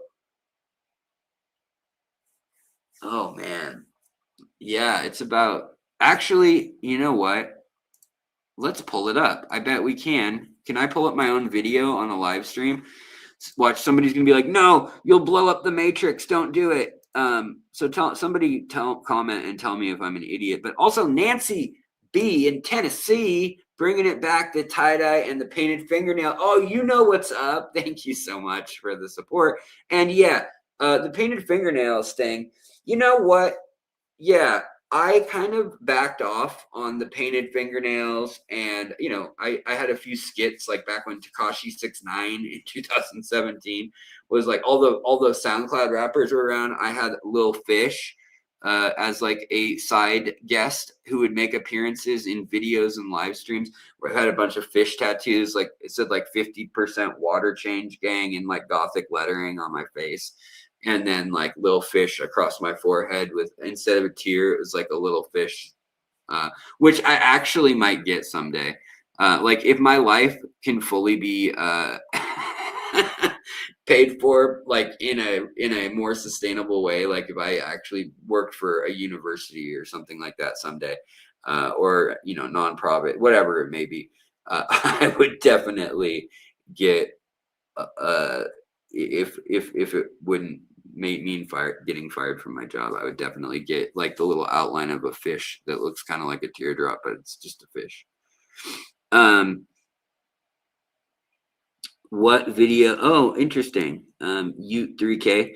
But anyways, I was gonna say, oh, we have we have Nano Aquarium guy who can tell us back. Okay, so I know I'm jumping all over the place, but you guys are just making me think so many things. And one thing that you're making me think is you're making me think about the aquarium, the aquascaping contest. We held 4 or 5 years. Well, we held 4 official judging years. And Nano Aquarium guy, didn't you win first place that one year? And I think you placed all the years, obviously, but that you participated. But anyways, I know you remember that, and that was something that we used to do an aquascaping contest on this channel, and we did it for like 3 months every year, and like 3 or 4 months we tell everybody the prompt. They decide if they wanted to be in. I'd get 150 people telling me they want to do it. 70 would start, and maybe 40 would finish. But it was a lot of time, and we had, let's have just a moment of silence for somebody who's no longer with us, Mridjal Singh. He was a really, really bright kid. And I mean all of that exactly how I said it. He lit up a room. He was a talented classical musician. He was a content creator. He was, I think, shy in interacting in real life. But we lost him. And none of us knew how much he was suffering. But he was one of the judges at such a young age. He helped me judge, along with Luke Wong and Alan Bauer, and we've had a number of folks. Also, we've had 2 females helping in judging as well, and one was Serena, right? And then another was, who was the other one? Why am I spacing? My brain's spacing. But in any case, I want to say a moment of silence because he's no longer with us, and he's somebody that I cared about a lot, that was a part of the channel. So I'm gonna do something I don't do very well. It's shut the hell up. So let's have a moment here, starting in 3, 2, 1. This is from Mridjal Singh.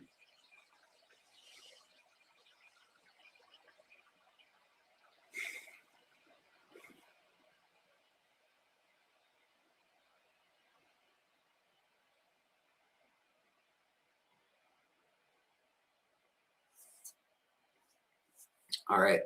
I appreciate you guys for also doing that. We've had a lot of people in this group. We've had people who we have missed who just move on. That's life. That's great. That's the best way to move on from this group.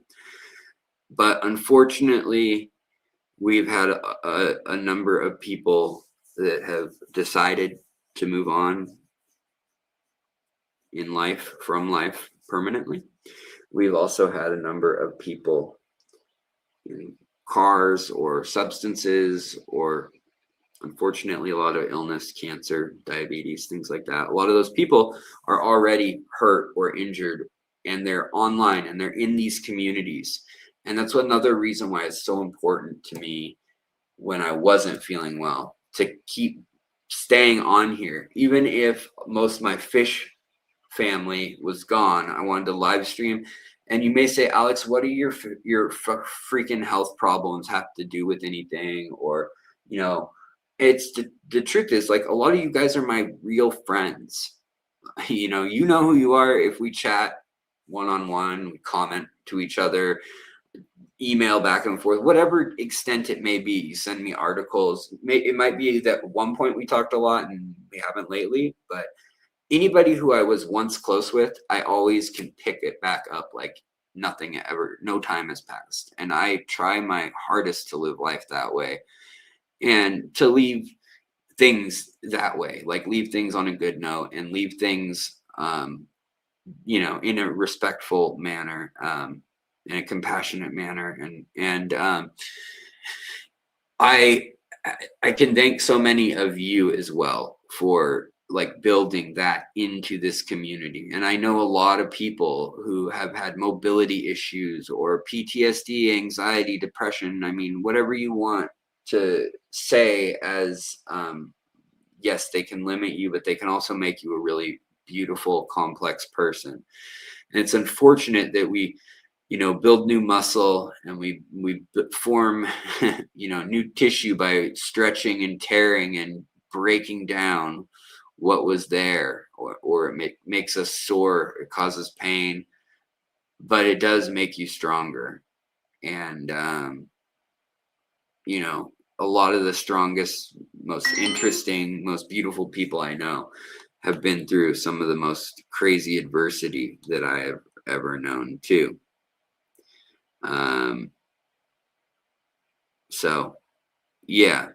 Let's see here. Oh, wow. Okay, I missed this one. Sorry about this. Artisti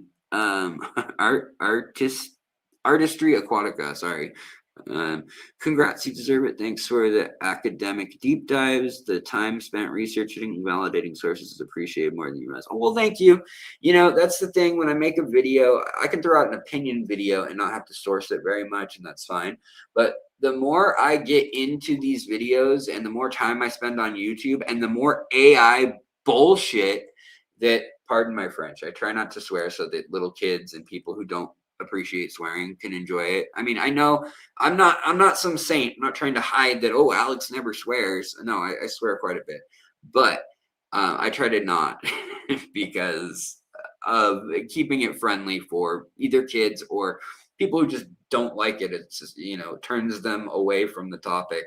And I don't want to do that when I don't need to swear that bad. But sometimes it just slips out when I'm really mad. And AI is one of those things. In that recent video about can you feed a betta peas? Can you feed a betta peas? And the answer is we'll never know how many licks it takes to get to the center of a Tootsie Pop. No, it's if you ask AI or large language model chats, Chat GPT, Google, Grok, whatever, and you ask it something, or on Google you do a search and it gives you the answer up in the corner. It's like AI assistant will tell you the answer. A lot of times now it's literally going to Reddit, Facebook, YouTube, and reading comments between us and our idiotic comments to each other. And granted, there are some wonderful informed people in those ecosystems online. There's also a whole lot of complete numbskulls that don't know what they're talking about, don't profess to know what they're talking about, and everyone else knows they don't know what they're talking about. How does it sort through who is important? Well, it doesn't do it by accreditation or anything. It intuits it by whatever algorithm it taught itself to intuit it with. So you need to be very, very specific when you use these things. And now we're seeing so much content where AI can put together a video, and it can be a freaking good video. Like most of the content might be great, but the more I come across these facts, like, can a betta eat a pea? A betta cannot digest a pea. You cannot digest corn. Now, would it be fair to say humans cannot digest corn? It will kill them. No. Would it be more fair to say humans don't readily digest, thick layered cellulose, and corn has a thick layer of cellulose on the outside, and therefore a lot of humans don't digest all of it, and it passes through them, and it has, the fiber in it. Yeah, that might be a better way to say it. Well, if a fish has a blockage and they need something like a Brillo pad or a sponge to clean out their gut, which is relatively a straight line in a lot of fish. Some fish, it's a total spiral or a knot, but in bettas, it's not super crazy. It's pretty like whoop, in and out. But it can get kinked up over time if they're eating a lot of food a lot of the time, or if they grew that way, or if you power feed your fish. But the idea is they cannot digest it, and so it clears it out. And by mashing it up, that's the other key, they're not going to digest the cellulose part. They will absorb a few vitamins, but for the most part, it's just like a water pill and some mush going through to help push through. If that doesn't work after one try, no, you don't keep feeding them, because then they would be blocked up to the point where they could rupture, right? But because of this, AI can tell you that, yes, peas cannot be digested by bettas, and they are not safe, and they could lead actually to overfeeding and killing your betta, which that's kind of true, what I just said. But they also say peas are one of the safest methods when a fish keeper knows what they're doing, and they try to use it to stop a constipated betta from having a blockage from eating too much protein too many days in a row or whatever. So how can both things be right? And does the algorithm or does AI differentiate between those two? No, it holds both truths at the same time, and it serves you up whichever truth you prefer. And neither of those were based on scientific studies. So then I went and looked at the scientific studies, and nobody, even back to tropical fish hobbyists, even back to people writing articles in the 70s, nobody had anything to cite about it. But an agricultural journal did talk about fish, tilapia, and other things, and what they can eat, and plant versus animal protein. And then later on, a professional fish betta breeder asks that exact question, and we have an actual scientific peer-reviewed paper that answers the freaking thing. So why doesn't AI go to that? Well, it's behind a paywall. So they didn't want to spend the $4, probably like $40, honestly, but they didn't want to spend the money to teach their AI with that data set, right? And in other cases, it could just be a data set that you don't know about. It's cataloged, you could find it, but it's not going to go read the book in the library. It may know that it exists info on this thing, but it's not using the info. So it's going to go with what it knows from Reddit. And I'm really scared for the future of all hobbies and education, because what I want to encourage is how you guys learn, how you guys think. Think about how you think. And when you do that, then you can decide who to listen to, and who, even when you listen to, may get stuff wrong. Like I probably say something all the time and that at some point in the near future, I'll find out was completely factually insane. And I don't know why I believed it. You know what? I didn't realize until I read it in a book that taking something for granted. I used to think that was taking something for granted, as in immovable, a heavy rock that cannot be moved. It's solid and it's not going to change. And, who would think it ever would? So that was, you're taking them for granted. You're assuming they're always going to be there. That was what I thought myself in like age 9 or something, right? And those are called acorns. When you hear something like that, that's wrong.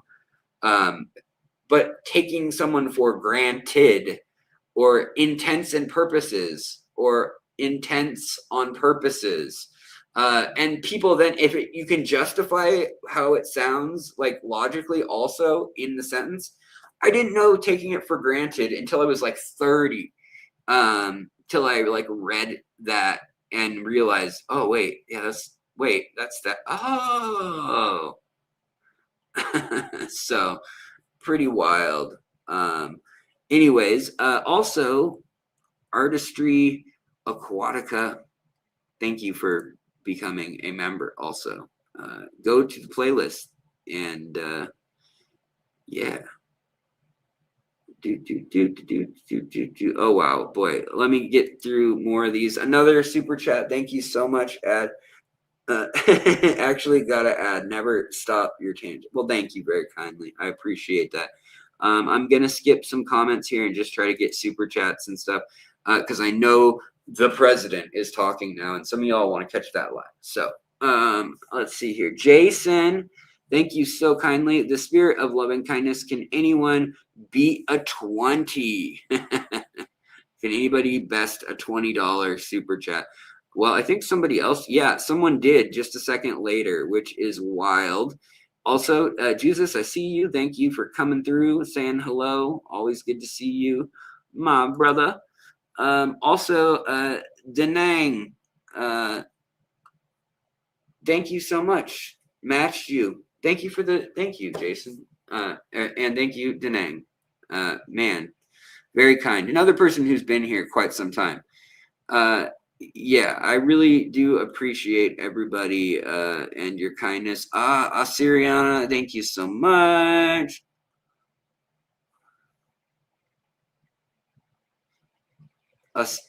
Asya in Arkansas. Sorry. I don't know why I read Assyriana. That's not anywhere to read. Was that your old name? I forget. Anyways,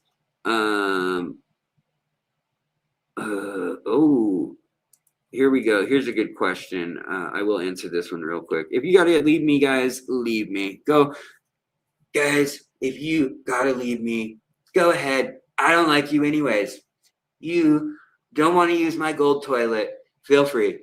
Go poop with all the other people who use all the other lame toilets that aren't made of gold, and just leave. Okay? I have better toilets than anyone. Everyone says so. Everybody who loves toilets says I have the best toilets. So if you want to go, feel free. Go use some crappy third world toilet somewhere else. But if you want to hang out and maybe talk a little bit about fish and finish up whatever tangent I'm on, feel free to stick with me. Otherwise, go listen to the president. All right. It's the one and only impression I'm going to do of Trump. It's pretty bad. Elf Puncher, I still love that name. Man, I love that name. You're going to be in town on Monday after Easter. What would be my go-to fish store for plants grown submersed?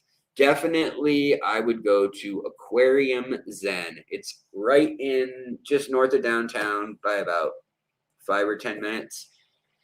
Right next to the freeway, very easy to reach. You can also go to the botanical gardens up on Capitol Hill. It's called Volunteer Park, and there's an Asian art museum that's there and a conservatory that's there as well. It's all kind of cool.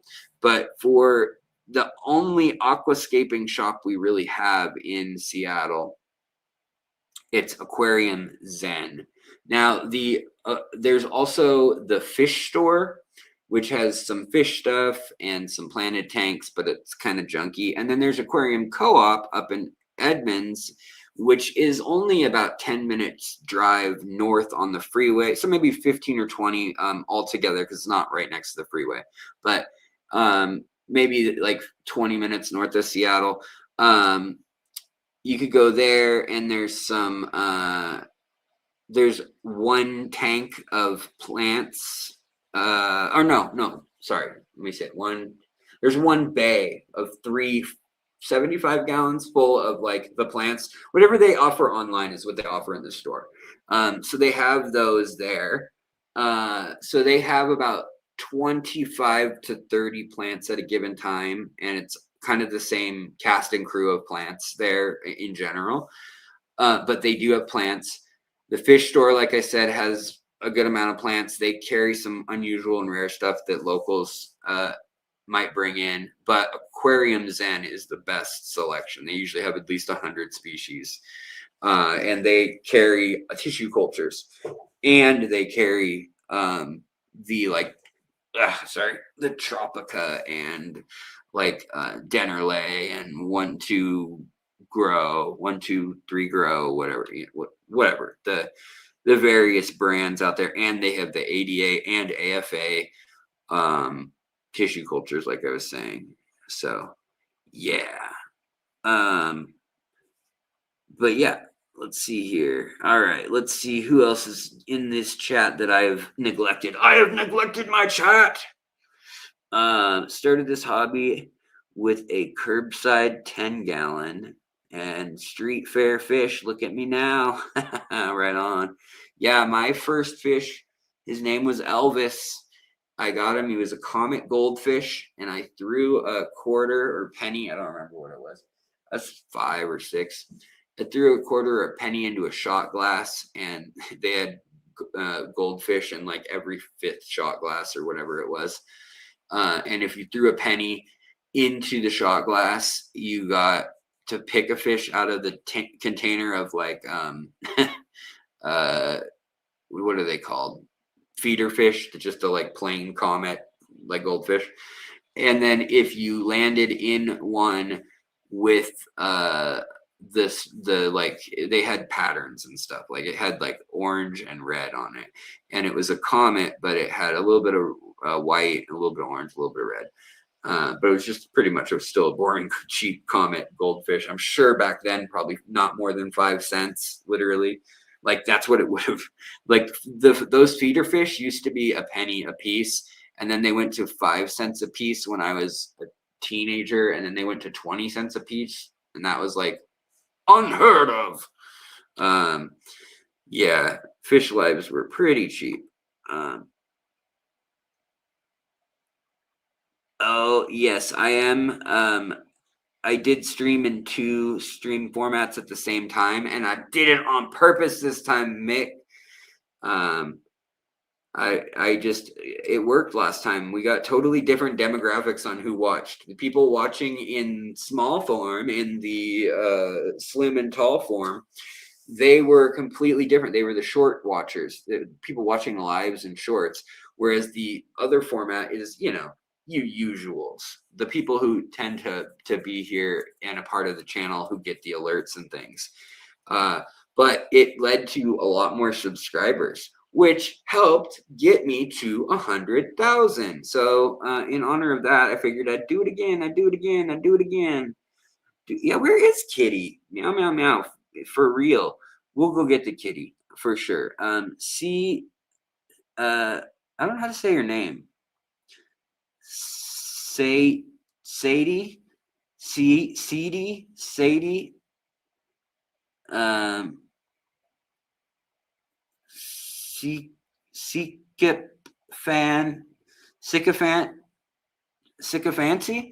sycophancy. I'm sorry.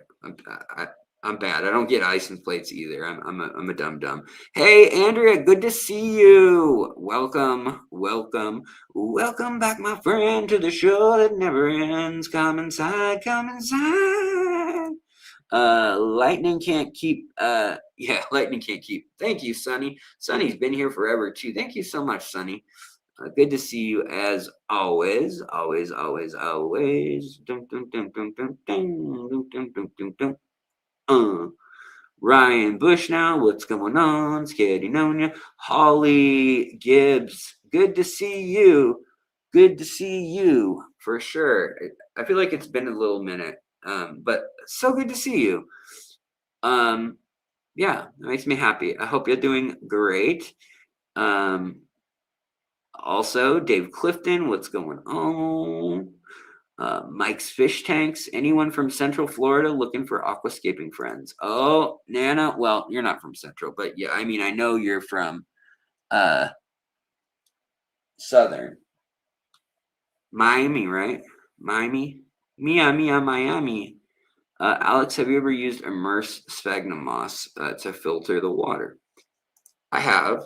I've used it when I tried hatching killifish a few times, like you said, to drop the pH. I bought it online, which was dumb because I can get sphagnum moss everywhere in the Northwest. I can just go find a rock and be like, "Hey, I found it."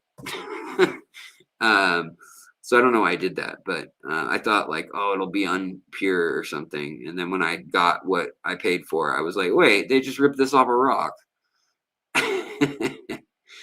um, Dread Jim 89, what is going on? Hope you're doing well. Big Steve's Glass Boxes, what's up? Actually, Glass Box, what was it called? His channel. Chung, who owned the channel, and he got to like 100,000 pretty quickly, I think, but I don't think he does it anymore. But there was a dude that I used to kind of be friends with him, kind of just dropped off the map once he got big. I think we kind of parted ways. He was just kind of out of my league. Probably my comments got lost in the shuffle, and I never really thought to track him down. But yeah, Alex, is it okay to ask about my little native sunfish? Of course it is. It's a sad situation. I gave some of them away, some of the fry away, which is good. They like. There were 38 is how many we had when I counted it at 1 month after hatching. That's a pretty good turnout for like a first spawn with the pair. The parents, though, then kind of just withered away after the babies grew out. The parents didn't do well in the tank I moved them to. To be just completely honest, I must have effed that up. I must have messed up. I don't know if it wasn't hard enough or what the deal was, but they kind of just kept getting skinnier, and I kept trying to feed them. And then I was like, did they get some sort of parasite from something? I fed them like, mosquito larvae, scuds, things like that. So I treated them with that, and they didn't do so well from that. And then they just never really recovered. And over the course of me being sick and stuff, they kind of fell by the wayside over the last year, honestly. The babies, though, continued to grow up. A few of the babies grew way quicker than the others and started munching down on a bunch of the youngest fry. So I split them up after that. After about 7 or 8 fry were definitely gone, and it was noticeable. Like, I'm trying to count them. I'll take pictures when I'm feeding like Daphne, and they'd all kind of come out and eat, and I'd take a picture from across the room, zoomed in, and count how many little eyes were glaring. And I still have like 6 of them, I guess. Like, I think I've got 2 females and 4 males, which is not the best ratio. But I do still have the Gilbert eye. And they're just chilling in one of the tanks in the back room in a community tank right now. They're not even in a species only tank, which I kind of feel bad about. I should probably try to spawn them again. But, a lot of times I'll take once my fish spawn, I kind of check it off a list, and a lot of times I'll give away the babies, or I'll try to sell some if I can to somebody, or trade them, for another like fish. But in the case of those ones, they did get out to kind of my general aquarium club connections and friends out here. And that again, I'll have to circle back around and figure out what the issue was for the adults. But It was also when I had decided that I was going to then downsize, and those things require a lot of work in that they need to have live food all the time. And they're a small enough fish that in like a 40-gallon breeder, yeah, they'll have enough food to survive barely if it's a messy tank. But that's also, I don't know, that's not the best way to raise the fish. Like that's not what would be the word? The kindest or the most humane, that's the word I'm looking for. It's not the most humane way to raise the fish, just like hoping they survive off of little bugs and things in the tank, right? And so while I like fish being able to graze and interact with their habitat in that sense, I don't want them to rely on that, you know? So I always would feed them every other day or every day with, you know, a Daphnia, Cyclops, stuff like that. But yeah, something went off, and like I went from at one point having a good number, I'd say probably 12 adults and sub-adults, to now I guess there's like, yeah, 5 or 6 in there, I think. But they hide all the time. But that's what's going on with those. And let's see here. And you know, last time I went on Discord, it asked me for a passcode to post. Yeah, I hate all the stuff about Discord, why it makes it so freaking difficult to do stuff on Discord. And so anyways, I'm just reading 2 things. Yes, I did. That's how. Oh, right. Nano Aquarium guy got his blue Neos from Aquatic Arts all those years ago during that aquascaping competition we did. And he won with this beautiful little bowl setup with a fountain pump as like, or I mean, a power head, or maybe it was like a shrimp filter or something. I don't know, some sort of little pump impeller. It was beautiful though. Really, really cool setup. Kara, good to see you. Also, by the way, Kara C. And Elite Menagerie Habitats. Thank you very kindly. Appreciate it. I appreciate you. Alex, even though we are from very different Williamson families, I consider you my cousin via fisherman. Thank you. Thank you kindly. I have family, no Williamsons though. They're all Tuck and Boozer. Boozer and Tuck in Vissering. Which that's German, I guess, probably. Down in Tejas on the border of Oklahoma and Tejas, and then the border of Tejas and Shreveport. And Texarkana is the other one. In my tanks, what's going on, buddy? I need to have you on the channel again as well. That is another yes, indeed, we do. And I also need to have, and I spoke to him the other day. He put out an olive branch. Bentley Pasco still lives in my area. Still a good dude. Still love to have him on the channel. He's another one. Rachel's always welcome. Again, I know you guys know she's got some health stuff too. And then also, there is from the aquarium guys fish show, Rob's, who has been incredibly supportive and kind to me. And he is always welcome on this show as well. And he reached out and, you know, said congrats and all that. Super cool. Hey yo. Somebody's pleco has white patches on one side and plus bloody spots on the other side. That sounds like either bacterial infection, internal injuries. It's probably not good either way. I would get some gram-negative medication. I would probably do maybe the Metroplex, because then you also are kind of treating for a wider range of things, but I think that's the one that has gram-negative antibiotics in it. But you're going to want a couple of hey, someone liked my impression.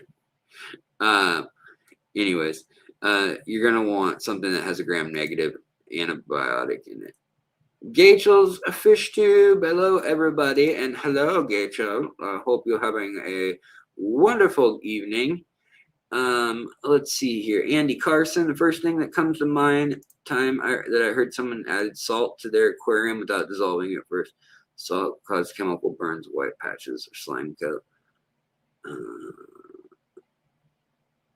Oh, that could be. That would be great if that's what's causing the issues on the fishies. Definitely. Yeah. Critter Style says Aquarium Zen for sure. Yes, indeed. Lisa the Wolf, good to see you. Also, I'm almost live. Man, I've been behind this whole time. Sorry, guys. What's this say? Some person on the internet. I like that one. Been watching under a year now. I've been starting a tank like yours, which only has scuds right now. Any tips for potentially sustaining pea puppers on microfauna?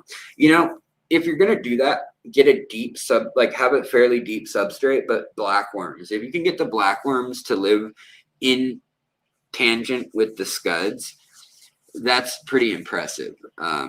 Baby girl, people want to see you. Come here, baby girl. The cat's wandering in. She's like, where is my dinner, damn it? She's really mad. She literally walked straight to where her food food container is. Yeah.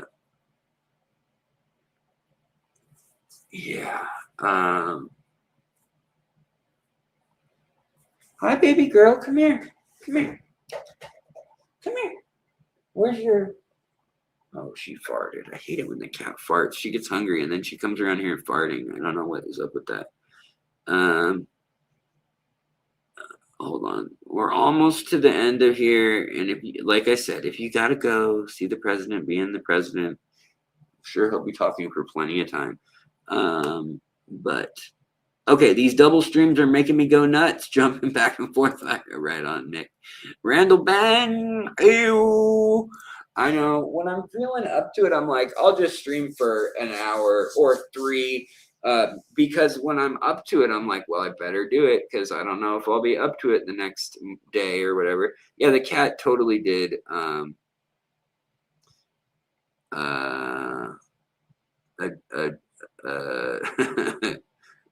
Cat fart drive-by. Yeah. Can we not call him that? Yeah, I know. He's not mine.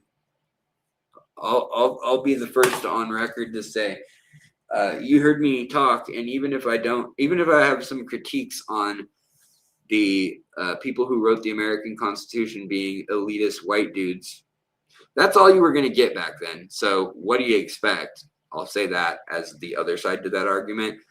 But even with that liberal, of that view or that conservative that the founding fathers, that old conservative belief that you can work within the system, it doesn't need to be torn down.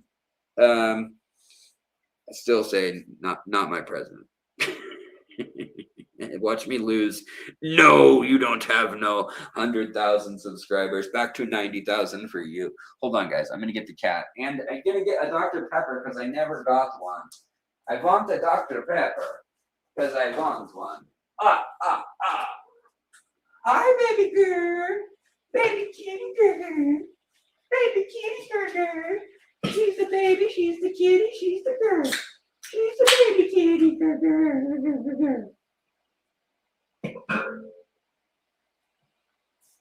Hi, baby kitty. Hi, baby girl.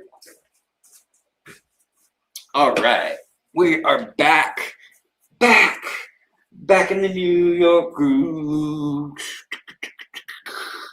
Ooh, ooh,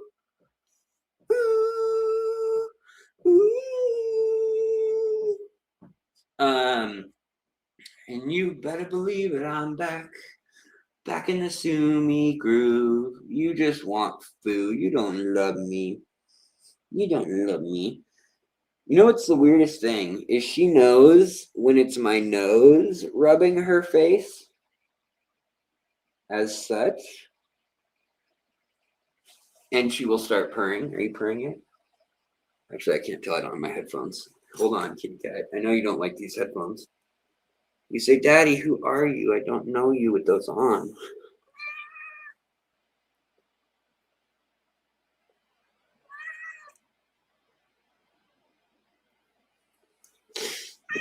She's not purring. But when I go, hi, baby girl, and I give her nose cuddles, which I feel so absurd for doing. I mean, whoever thought I'd be doing this someday? But yeah, I do love the kitty. You know, she drinks from my. She's not in attack mode. She's a good kitty, but she is in climb mode, which. And she's in get hair in my mouth mode.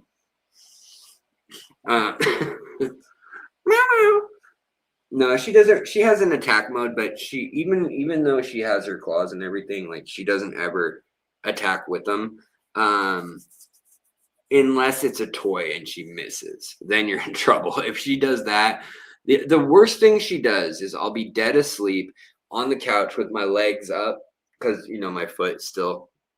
I have to sleep with my leg up in the air. Good night, Asya. And I sleep with my leg. It has to be over my heart and thus kind of my head.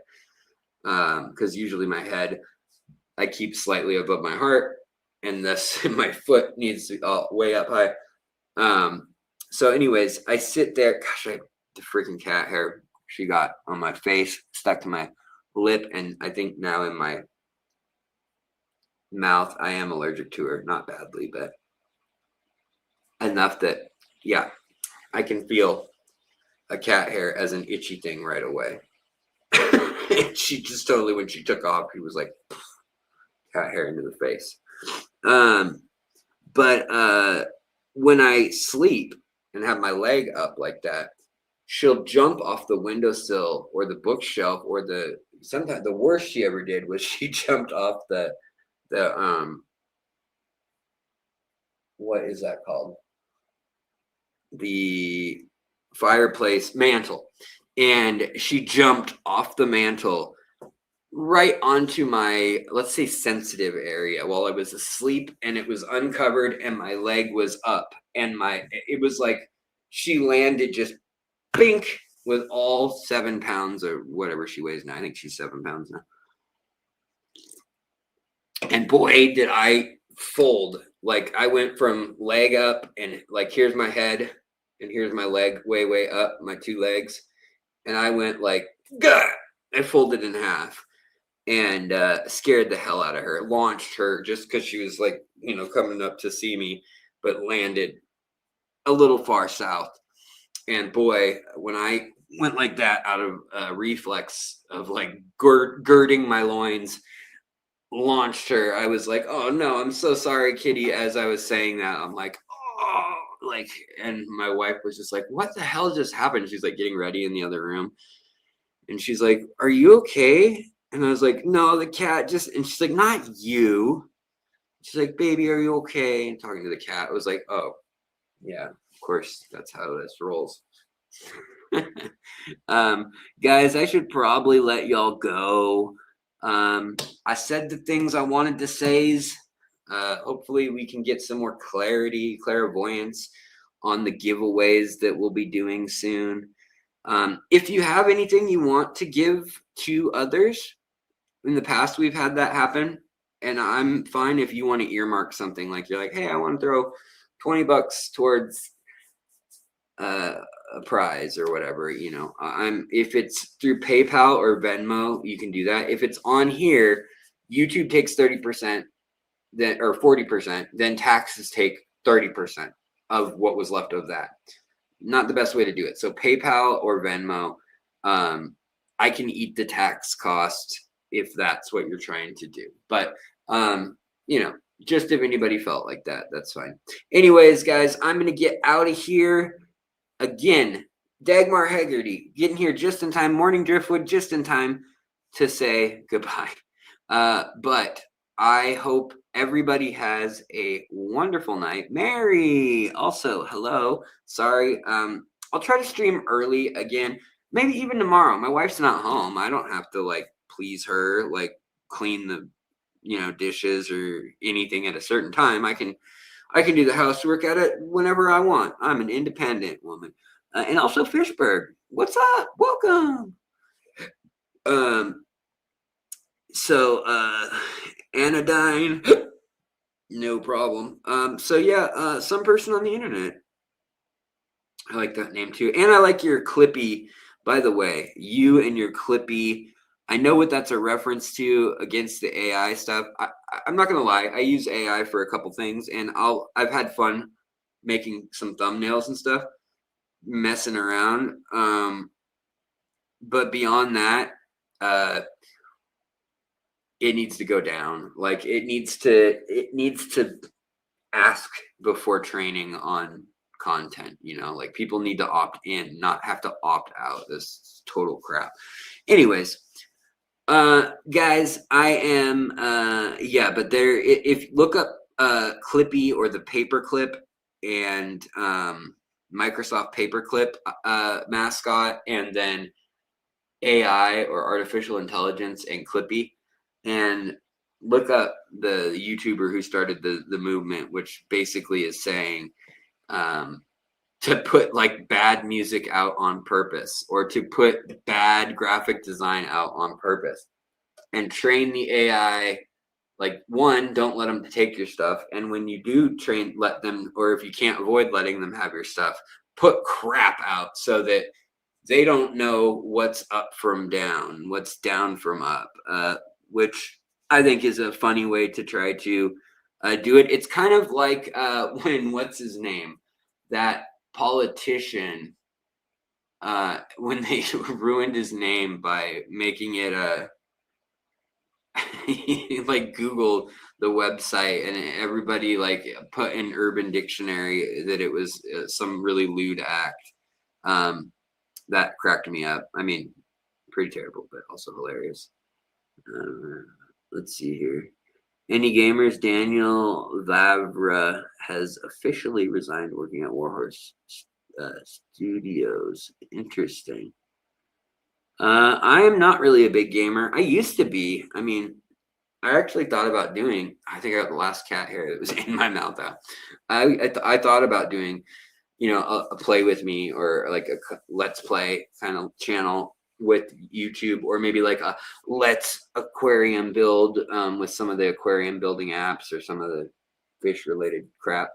But I just never did it. I just never pulled the proverbial trigger. Nor did I think that people would want to watch me playing Call of Duty or some crap like that. Nor have I played Call of Duty in 15 years probably since Modern Warfare 2 came out. If any, actually, when they did the second World War II version, that was the last one I played actively. But I did play Skyrim and Red Dead Redemption and all of the Assassin's Creeds up to the one set during the Revolutionary War. I think that's the last video game I touched, was that one. Was Skyrim and Assassin's Creed Revelations, or whatever it's called. The one from where you get the pirate ship, and then there's the next one where you're in the American colonial period. Ever kept chopstick snails? Yes. Good for a breeder tank. They poop a lot. They're good at eating diatom algae, and they're okay at eating real fuzzy algae, and slimy algae, the real gunky algae. They'll eat a good amount of that usually. I don't know if they're combing through it and trying to eat something else and they inadvertently eat the gunky stuff. but they definitely clean like a rock with algae, like that just has like a green coating on it or a green biofilm kind of thing. They'll like take care of that in no time, like in 2 hours. Like it's pretty crazy when you watch them flick around their big shell too. Some of them, when they're fully like mature, some of the various chopstick snails and even like Malaysian trumpet snails, sometimes you'll look in your tank and you'll be like, what in the hell is that? Because it's moving so quick that you're like, what could that be? And it's not a fish, but it's moving like I'm trying to think of something. So it's moving like, or from this view to like and you're like, what the heck is that? It's like 2 inches long. It's like this size.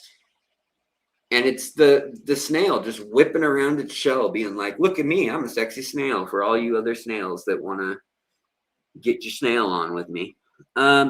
Like you ever say certain stuff in complete sentences where your Amazon device can hear, so just a human will have to waste man hours determining whether it's actionable or yes. Yeah, Cora, exactly. Ruining AI.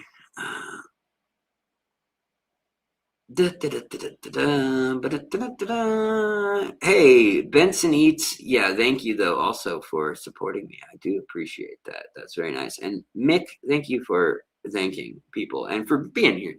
I know you're like a mod. That's the other thing is like I used to have like a core group of mods that like actually would have to bounce people a lot. There was a phase few years ago where we just were going through it. Live streams would just get raided, and I think I know who put people up to it or who must have posted some fake crap about me that like PETA in one case it was animal rights something or other people, and somebody in the fish community definitely made me a target for a short time. And we were getting like just hit by like mass spam and mass people coming in and like kind of doing crazy, like 30 people would come in and just like say like vulgar stuff. And it just stopped. Like it hasn't been an issue for years now, thank goodness. Knock on wood. That's not wood, that's granite. Wood. Well, I need to feed my cat, but I am going to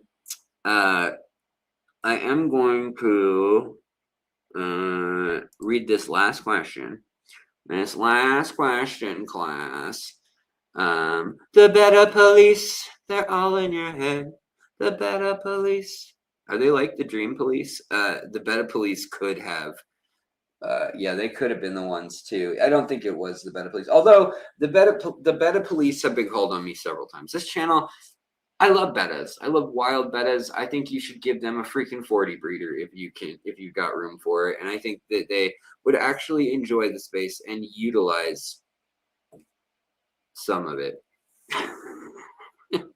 Obviously like a Maha chiensis, they swim around a lot. There's a communal-ish male and female betta fish. Betta splendens, they kind of are antisocial. They kind of hang out mostly on their own if they have room to hang out on their own. A lot of the bettas hang out on their own if they can. Some, like Betta compuncta, they will hang out, or Betta malak, they will hang out with their mate, but once they've picked a mate, even if they're not spawning, they just hang out together, and they're moody and territorial, but they don't need a big tank. They can be living in like a 5-gallon tank, and as long as they have the surface area of that 5-gallon top, that's what's more important than the depth or anything. Is the surface area, like almost like a 2D existence. I mean, granted, they do dive down 6 inches or a foot, more or less, but their world is very at the surface for that fish. Do fish police need a warrant? No police need warrants anymore. Haven't you heard? Apparently, if you can be arrested in the U.S. even if you're a citizen. They don't need warrants to come into your house either. So say they. Watch. You were at 100,000. Watch, we're gonna have to go back 6 months. I'll have time to save up and guarantee you that $1,000 gift cards. Oh yeah. Yeah, go check out In My Tanks for sure. Go check out Nick's channel. I agree. Is he streaming right now, Mick? But yeah, right here. Nick over in My Tanks. If I think you search at In My Tanks, you should find him if you need to. But he's a good dude. He's a funny dude. He always does entertaining stuff. He's young. He's hip. How hard is it to get water hyacinths to bloom? It's actually hard because they're a plant that like doesn't bloom in the aquarium per se. Like they're not an aquatic blooming plant underwater. They're just a straight up flower that needs sunlight to bloom. So water hyacinth, you might be able to bloom with like a high powered like for sure with like one of the stronger Kessels or with a reef light or with any sort of grow light for like tomatoes. You'll be able to get that there. But like lilies, lotuses, Anubias, Boos, all that kind of stuff that you can flower easily, Aponogeton, that kind of stuff, it's not going to flower like that easily. Red root floaters will flower easily. Hydrocotyle flowers super easily. Ludwigias, super easy. Hyacinth can be a little trickier. There are a lot of varieties as well, but yeah, indoors it is a little hard, and I would get an actual plant grow light to do that, because I think most aquarium lights maybe like the $600 or I think it might be more than that actually. $900, I think it is. The ballast light from ADA, the like spot or whatever they call it, the pendant light. That might do it. Maybe like a Nycrew, like the $300, like or Week Aqua, WEEK Aqua. They have some really powerful lights as well. So you might be able to get with those for a little less money. And Dream Jim, I got a couple last questions. I'll answer them. I ain't got nowhere to be. Although I do need to feed the cat if I'm gonna keep talking. But hold on, let's get this last one. Definitely, I like Oscars. I just think they're really intelligent. As like if you're gonna have one, or you've got a big tank like 180 gallons or 240 or something, I would do Oscars. I just think one, they get really big. I mean, they are really big, but they're really intelligent and fascinating to watch. Like when they do things with sand and like objects in the tank, and they're just like, if they're just over like it being arranged a certain way, they'll just like rip out an Amazon sword and be like, done with this. This isn't going to be here no more. Severums are pretty. I think they go good with like Geophagus or like, some pink Chalceus or slender tetras or something like that. Really cool with like a pike cichlid or, some T-barbs or something like that. Filament barbs even. Yeah. All right. Yeah. So if you want, go check out Nick's channel if you want something to do right now, it sounds like. And again, that's In My Tanks over at Nick's channel. And USMC, good to see you here. Yeah, Akara's, that's another good. Yep. Thank you. Severums, they go good with Akara's, and they go good. They go good with pretty much any South American cichlid that's not giant, not super big or super mean.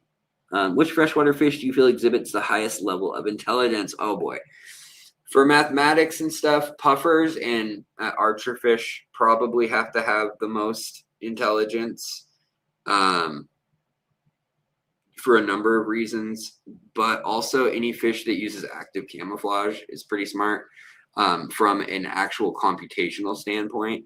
like how many cells need to be told to do something at the same time, like on a strictly computating data at that second point of view. It's impressive. But I would say that cichlids like Crebensis or Haplochromis, Labrachromis, a lot of the African cichlids are very intelligent. They've had to evolve with the wider range of other cichlids in a lake that doesn't have many plants to like interact with. And so like the few rocks and sand and things that are in there, they have to learn to utilize them. And some of them make really elaborate nests and patterns in the sand and stuff. Pufferfish also do this. There's some saltwater puffers that also go into rivers, into freshwater, that will make very elaborate displays.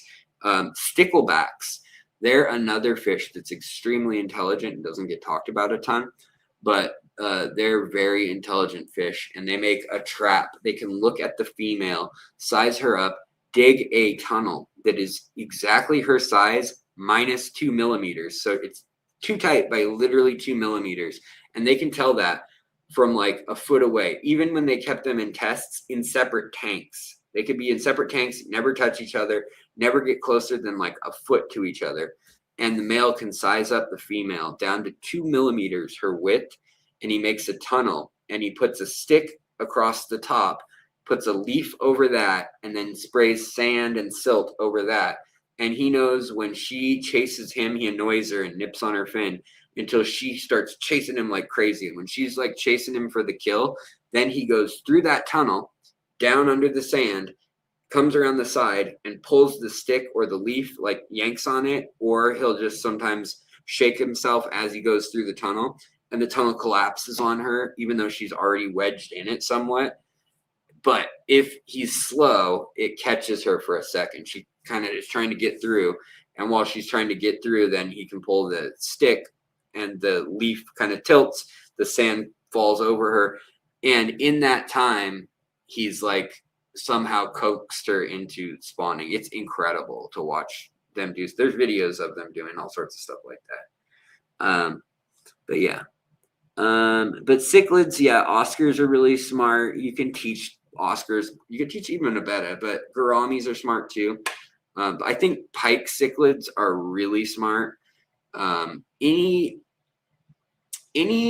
fish that raises its young that has active camouflage, and or that is a predator that has a wider range of food it can eat, but is in an area with high competition and where it's still predated on, if that makes any sense. That's kind of specific.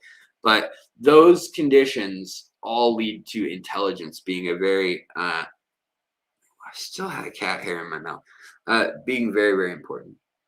Cosmin, you did miss me. I think I'm headed out. Yeah. The species of sticklebacks, there's the 9 and the 8 spine. I love the 3 and the 2. The 3 spine stickleback is the one that I've worked the most with. I have worked with them a lot. I've kept them a lot in my ponds and in my tanks. They're beautiful when they spawn. They're beautiful metallic blue. Are you kidding me?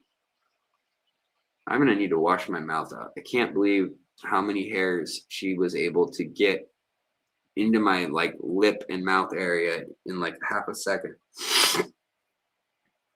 Anyways, guys, mousy files. I got to get out of here before I just talk forever. I also got to call my wife and tell her I love her. Say, hello, is it me you're looking for? But thank you guys. More about the giveaway to come soon. And leave a comment on the video once it uploads, like tomorrow or whatever. If you have something you need to tell me, or leave me a comment on the last video I made, whatever. If you need to tell me something, or if we're friends, just tell me. All right, guys, I really do appreciate you, and thank you so much for getting me to 100,000. I don't even know how many. That's more than a city. That's more people than a city. That's a city amount of people. That's a city amount of people. Thank you so much, you guys. I do appreciate it. Also, oh, we got one more. Claire Rabbit Moon. Take care. Good to see you. Gnarly Tree, but man, there's so many great people coming through. I should just. I thought about doing like the whole day leading up to going to 100K. I was like, well, maybe I should just like hang out online all day and see how it goes. I knew I wouldn't be able to make it all day, but I was like, well, maybe we'll do a marathon. And I made it a little while, but okay. All right, guys. Thank you again. Thank you so much for all you guys do for me. And the least I can do, try to keep doing what I do for you. And I'm sorry that I'm not always doing 2 or 3 new videos and 2 live streams a week, but I do try my very hardest to get at least the 1 live stream and another video made each week, if not a few shorts and a few live streams and maybe even a few videos. But I don't know what combination of it is at the moment, always right now, but I am feeling better and better as a general trend. So I think we'll get back to normal eventually. It's just taken so much longer than I thought it would, but keeping the faith, and you guys always help with that. And I thank you from the bottom of my heart. Thank you for helping me get here to 100K. The truth is that like probably 40 or 50,000 of those people are never coming back to the channel. They were watching 10 years ago or 7 years ago or whatever. But to know that many folks have come through here is something special with such a dorky channel. I'm a dork when I'm live, that's for sure. And it's a pretty nerdy channel when I post. But hey, JP Jeffries, good to see you, man. I feel like it's been a minute too.